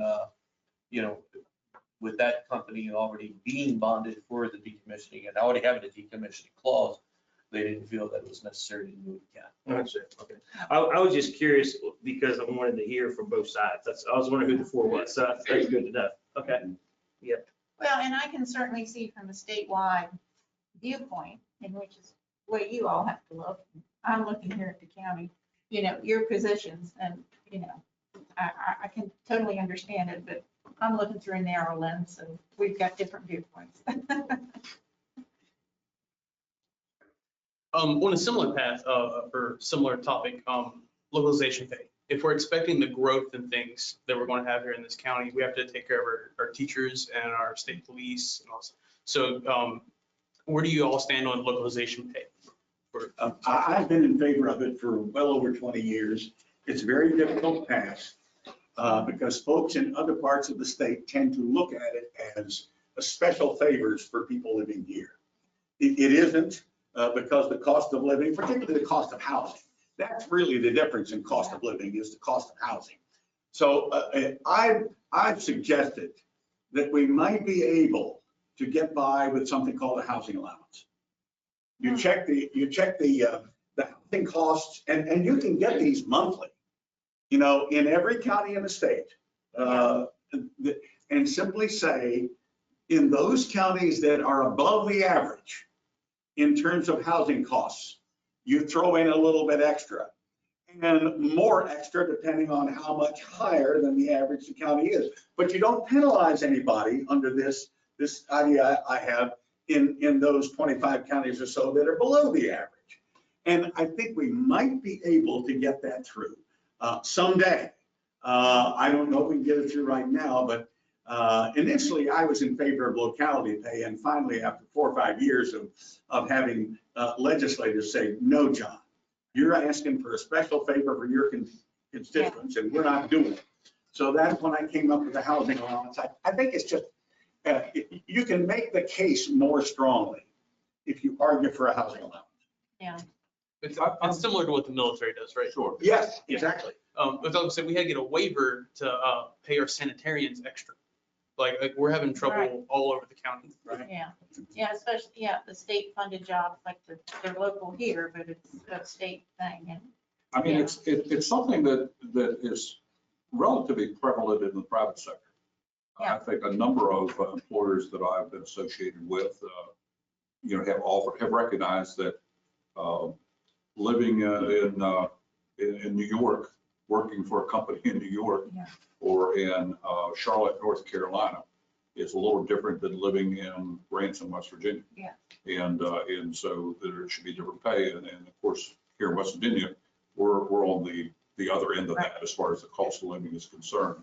I think John is right in that it's, I think the big challenge is just it becomes really a regional issue. And a few weeks ago, I was listening to one of our talk shows, WRNR's Eastern Panhandle Talk. The guest was Fred Albert, who represents the AFT, the American Federation of Teachers. And he was asked by one of the hosts about locality pay. And his response was, how is this was, and I'm paraphrasing, but I think I'm going to get it pretty close. His response was, how is a teacher in Jefferson County worth more than one in downstate? Well, I forget which county he mentioned. And the host, of course, replied, they're not. It's the cost of living that is the difference. It costs a whole lot more here in the Eastern Panhandle to live than it does downstate. Now, I think one of the big challenges, in addition to the fact that regionally, there's relatively few areas like the Eastern Panhandle, you have the Northern Panhandle that wrestles with some of the same things, probably a little bit down in the Bluefield, Mercer County area.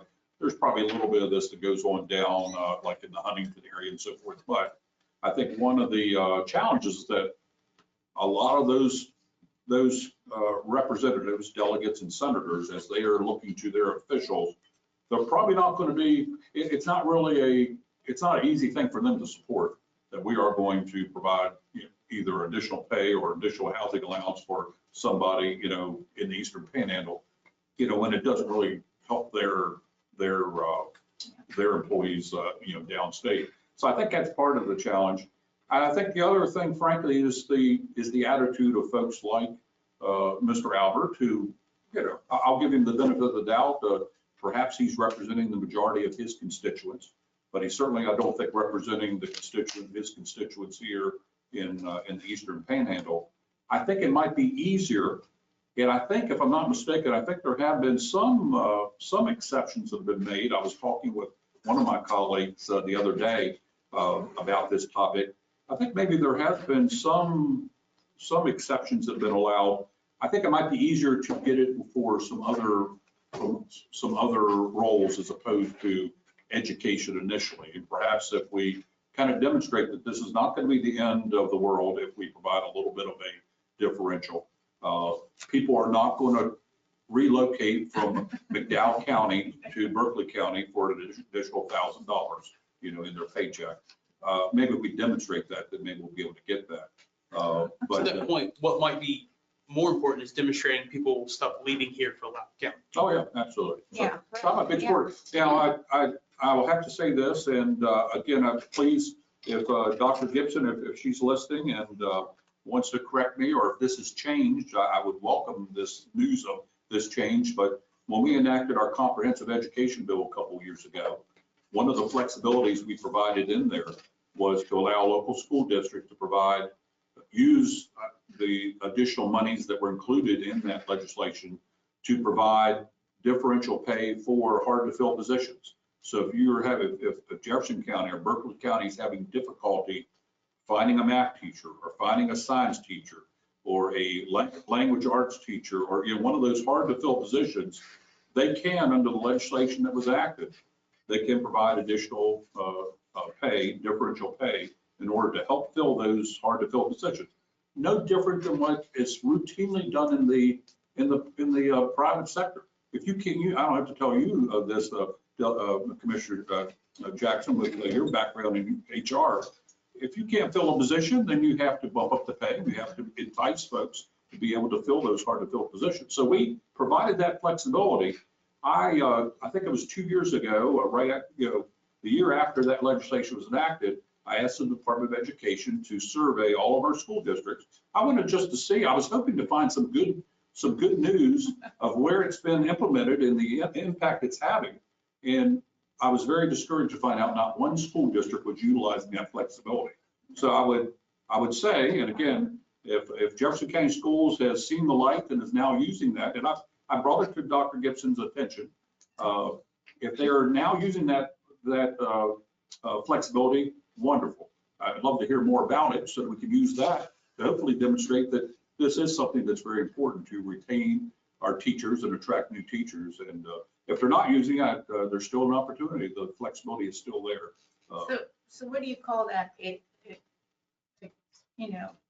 So if I ask the question, I say flexible teacher pay, and they say, what in the heck is that? I'll have to look and see if there was really an exact language there, but it was basically differential pay for hard to fill positions. Okay. That might be, yeah. So they're able to use those dollars. We basically unrestricted some of the dollars that were used to be very closely designated for different areas. Some of it is still kind of designated, but we tried to free that up as much as we could to give local school districts more flexibility as to how to use those dollars.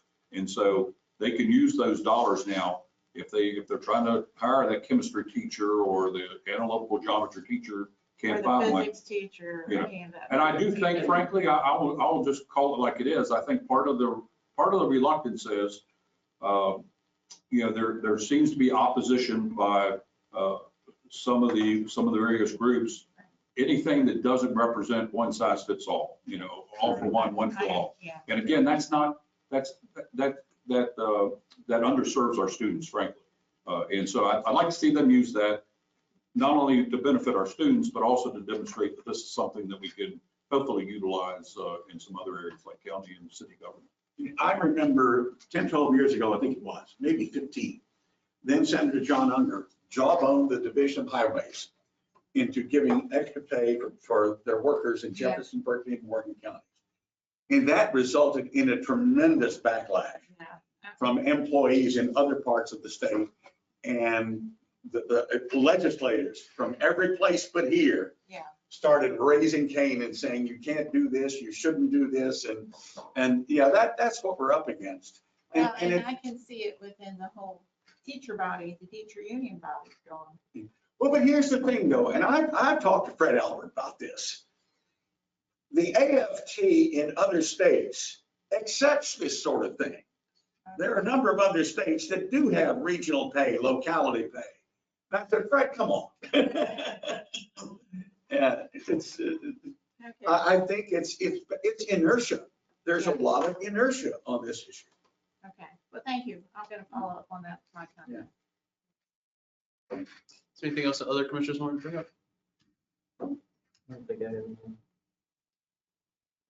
right, well, we still got some stuff on our agenda, so thank you guys for coming in, talking to us. Absolutely. Thank you. Thank you all. I'll leave Saturday. So we have interims Sunday, Monday, and Tuesday, and then the first day of the legislative session is next Wednesday, the 12th. Okay. But again, Capitol will be open for your visiting, so we'd welcome you down to the Capitol, and please let us know if you're in town. Well, I suggest you wear masks when you're in there because there's going to be a big crowd. And if you're on the finance or ag committee, you're receiving my request for dairy show funding that I've been 20 years or more, so. I always enjoy your, what do they call cowtails? Little candies that you. Yeah, the cowtail. And Always it'll a- be our 80th, it'll be our 80th dairy show. Excellent. All right, thanks for the opportunity. Thank you. Thank you all. Yeah, thank you all. Thank you guys.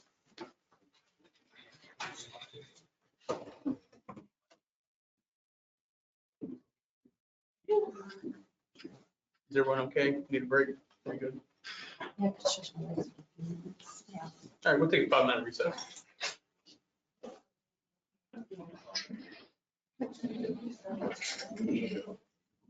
Yeah, I'll go this way.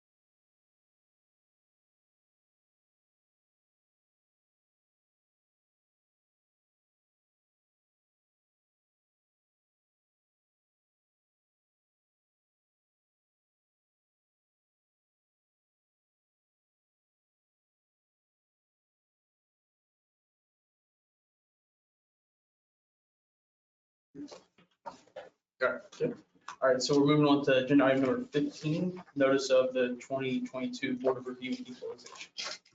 Okay, so every year we notice and I'll look at the assessments, I'll look at dates and things that are consistent with what we have to use. And I have a notice just to, put in the packet, to approve the dates for board review for her to be able to schedule. All right, do we need a motion to approve that? Are we good? Okay, I'll move to approve the notice of Board of Review of equalization of the times and dates that was presented to us today. I'll second that, and we have to show up. Like a quorum, at least. We need at least to show three, up, yeah. whether we have people applying or not, because they can actually walk in the door, right? And From let their so, case. yes. Yeah. And we can we call, it's at the courthouse, correct? Yeah, And it's small we- court. Can we call in if we need to call some, We can put it on speakerphone. we put it on speakerphone? Yeah, we'll work something out. Okay. We need to do Cell phones or something. Yeah. Okay. All right, is there any more discussion? Everyone in favor say aye. Aye. Aye. Motion passed. There, there, yeah. All right, 18, that's good executive session. yeah. It's 19 or 20. Yeah. Yeah, I'll talk about that a little bit. There was a PAF that was sent down and it needed to be approved for some work that our former county administrator did. It was only for 2 hours. Somewhere it got held up, not processed. I just want to move a motion to approve that work order, which is literally for 2 hours. Just want to move a motion to approve that PAF and process. I'll second that. Is there more discussion? Yeah, so I know the original form that was submitted had been, the dates had been changed. Looks like it had been to cover those 2 hours. However, the effective date still says 11/29. So we just need to change the date on it? You're gonna have to change the effective date because her term date was 11, her last day with the county was 11/12. And the original approval was 11/29 to start. Down. We can pass it down if you want. Okay, so 11/22 is the new date. No, 11/29 the effective date. Oh, that, you already changed it. Okay, so we have the correct date on here now, right? Yes. Okay. All right, so we have Caleb sign this and we're good. And it's approved. There you go. Okay. All right, well, let's vote on the motion first. Sorry. So the motion with the amended effective date. Yeah. I guess. Yes, well, I'll change my motion to have the correct effective date, which is 11/22. Is there a second to the amendment? Second. All right, any more discussion? Everyone in favor say aye. Aye. Aye. Opposed, motion passes. All right. And then for the public, 16, 17, and 14 have been tabled. Right, yeah. So 17, 18, yeah, 15, 16, 17, yeah. yeah, okay. And then the last one is 21, I guess. Yeah, I think we can do that. Yeah. Yeah, so it's info on that. That I put that on the agenda as well, just basically to vote to advertise for the position for our finance director. So I'll go ahead and move a motion to advertise for that position until filled. So it has flexibility. And do you all want to schedule a time for interviews or discussion on that? Or is that too soon? Our next meeting is January the 20th. January 20th. Would you all want to do interviews on the 19th, January 19th? Well, if we get any applicants, I mean, that's a I think we pretty got quick turnaround. I think let's see what kind of interest we get. How many applicants we get between now and. Yeah, I don't know. I'm just. Yeah, because I mean, we could, I would say anything that comes in by the 14th, we could try to schedule to do the 19th, 20th, right? By the 13th, close of business on the 13th. That gives us 3 days. If we need to We can advertise the interview. advertise interviews. yeah. Okay. right, yeah. So I won't include in my motion the time to have interviews. Okay, and we'll have to see how many come in, that will come in. I just know we're pressing to get a financial director Well, on board. yeah. So, And can I just suggest that it's a grade level 9? Is that saying correct? It says That it's advertised? I mean, and it was in the That's an book. old one. I believe it's a 9. It's a 9. Okay. okay, and I'll add to my motion that it's to be advertised as a grade level 9. With the accompanying salary range. Yes, ma'am. Was there a second? Oh, I'm sorry, second. I'm agreeing, but I'm not seconding. All right, any more discussion? All those in favor say aye. Aye. Aye. Opposed? It moves. Can I ask for clarification? I just want to make sure that I do what I'm supposed to do. All right, so I'll advertise it until filled. Then you'll let me know by the 13th of who they may be for the interviews that we'll have on the 19th. And you'll forward the Anything that has any applications. problems? Yep. as- Yeah, Okay. and we'll make a decision lader about calling. He could, our chairman can call a meeting to have the interviews. Thanks for the permission. Is that what you said? I just want to Yeah. make sure that we've scheduled the meeting for the 19th for interviews. Oh, I didn't make that in my motion. I'm so, that's what I was saying. I didn't put that in my motion. No, ma'am. Well, we were gonna say anything that comes in by the 13th that we've reviewed and maybe interview on the 19th. We have to see What- What may have Placeholder. Yeah. How's that? Yes, ma'am. To see what kind of response we get, you know. It's not much space advertising, but I think this is a really important position, so. Yes, I don't want to rush just to fill a hole. I I want to get understand. the right person. But we do need the help. yes, you're right. Yeah. You're exactly right. Have we exhausted the agenda? I just have an item. Okay. Signature for grant documents, I'll just explain that. So when we get grants and things, which you know, the president signs all the documents, applications, contracts, and everything. In the middle, there's like lists for payments, things like that. In the past, the county administrator or the finance director had been signing the documents. And I guess towards the very, very end, the finance director would always just sign the documents as financial officer or whatever they were. They don't have anyone to sign them now because they have to let the agency know who the signature person is. And, Right. do you have anybody want to sign it? We're going to volunteer Sandy. Yeah. And I did in the past when Stephanie wasn't here, as, you know, acting an interim. I have done that before. So I don't mind, but I think officially we need to say that. Yeah. So we can let the agencies know who that contact person is to sign stuff. Well, how about we do this? I'll just do a motion to grant Sandy McDonald, our acting county administrator, have the duties of signing grant documents as they come in. Seconds. Is there any more discussion? All those in favor say aye. Aye. Real quick, Aye. Chairman, It I'm was- sorry. You're fine. Did we hear back from Sheriff Hansen with the number yet? Did we Can I say? give this to you?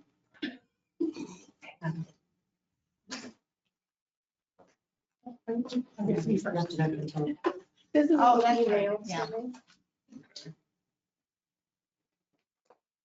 And I was on a quick lunch and my printer didn't want to work.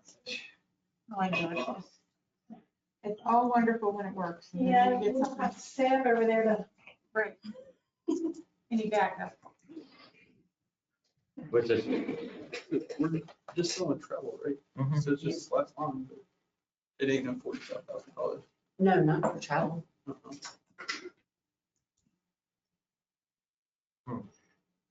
I mean, I don't have it. I don't have our budget documents here, but we can go back and.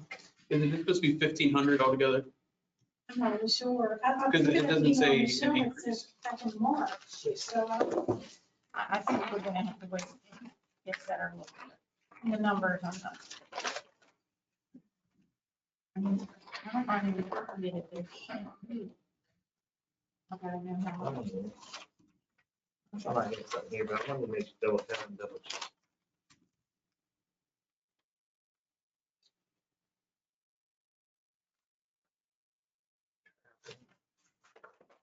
Okay, yeah, I was, paper I had, I just wanted Debbie to double check it, but I thought it was 7,000.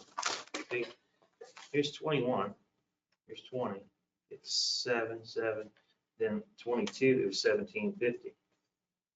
But in her comment up here, it says minus $750, which would raise Yeah. it to like 25 or something. Yeah, here it is right here. It's fiscal year 21, fiscal year 20 and 21 was 7, fiscal year 22 was 1,750. So the travel that he's asking for, and this is under the travel. So this number is right, it's 1,500. This is what he said. Yeah. Got it.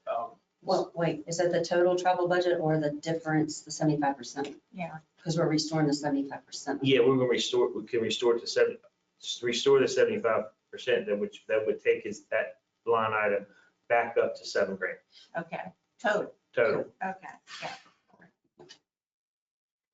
Is there a motion? Yes, I'll move to restore the travel, his travel back up, restore it 75%, which would move that up to $7,000 Or total line item in his budget. for the total line item in this budget. Okay. Yes, ma'am. Second? Second. Any more discussion? All those in favor say aye. Aye. Opposed? It moves. All right, now we exhausted the agenda. All right, except for county administrator, except for 18. All right, discussion of county administrator candidates. I'll move, we go into executive session to discuss county administrator candidates Personnel. for personnel. I'll second that. Any discussion? All those in favor say aye. Aye. Opposed? It moves. We're back in executive session. Yep. And we should be in maybe 10, 15 minutes. I don't know if you want to stick around or not. If you, okay,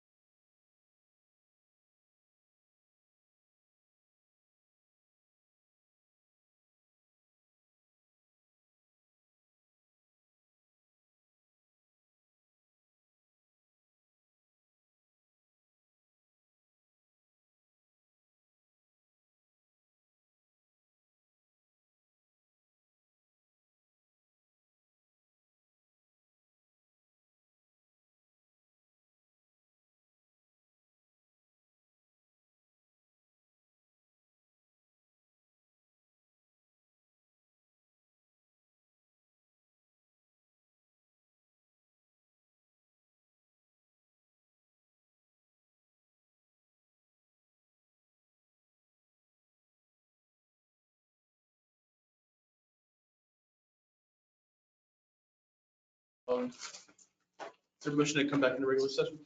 So moved. Second. Any more discussion? All those in favor say aye. Aye. Moves. We have exhausted the agenda. If there's no objection, we adjourn. Thank you. No objection. Thank you, Mr. President. New Mr. President.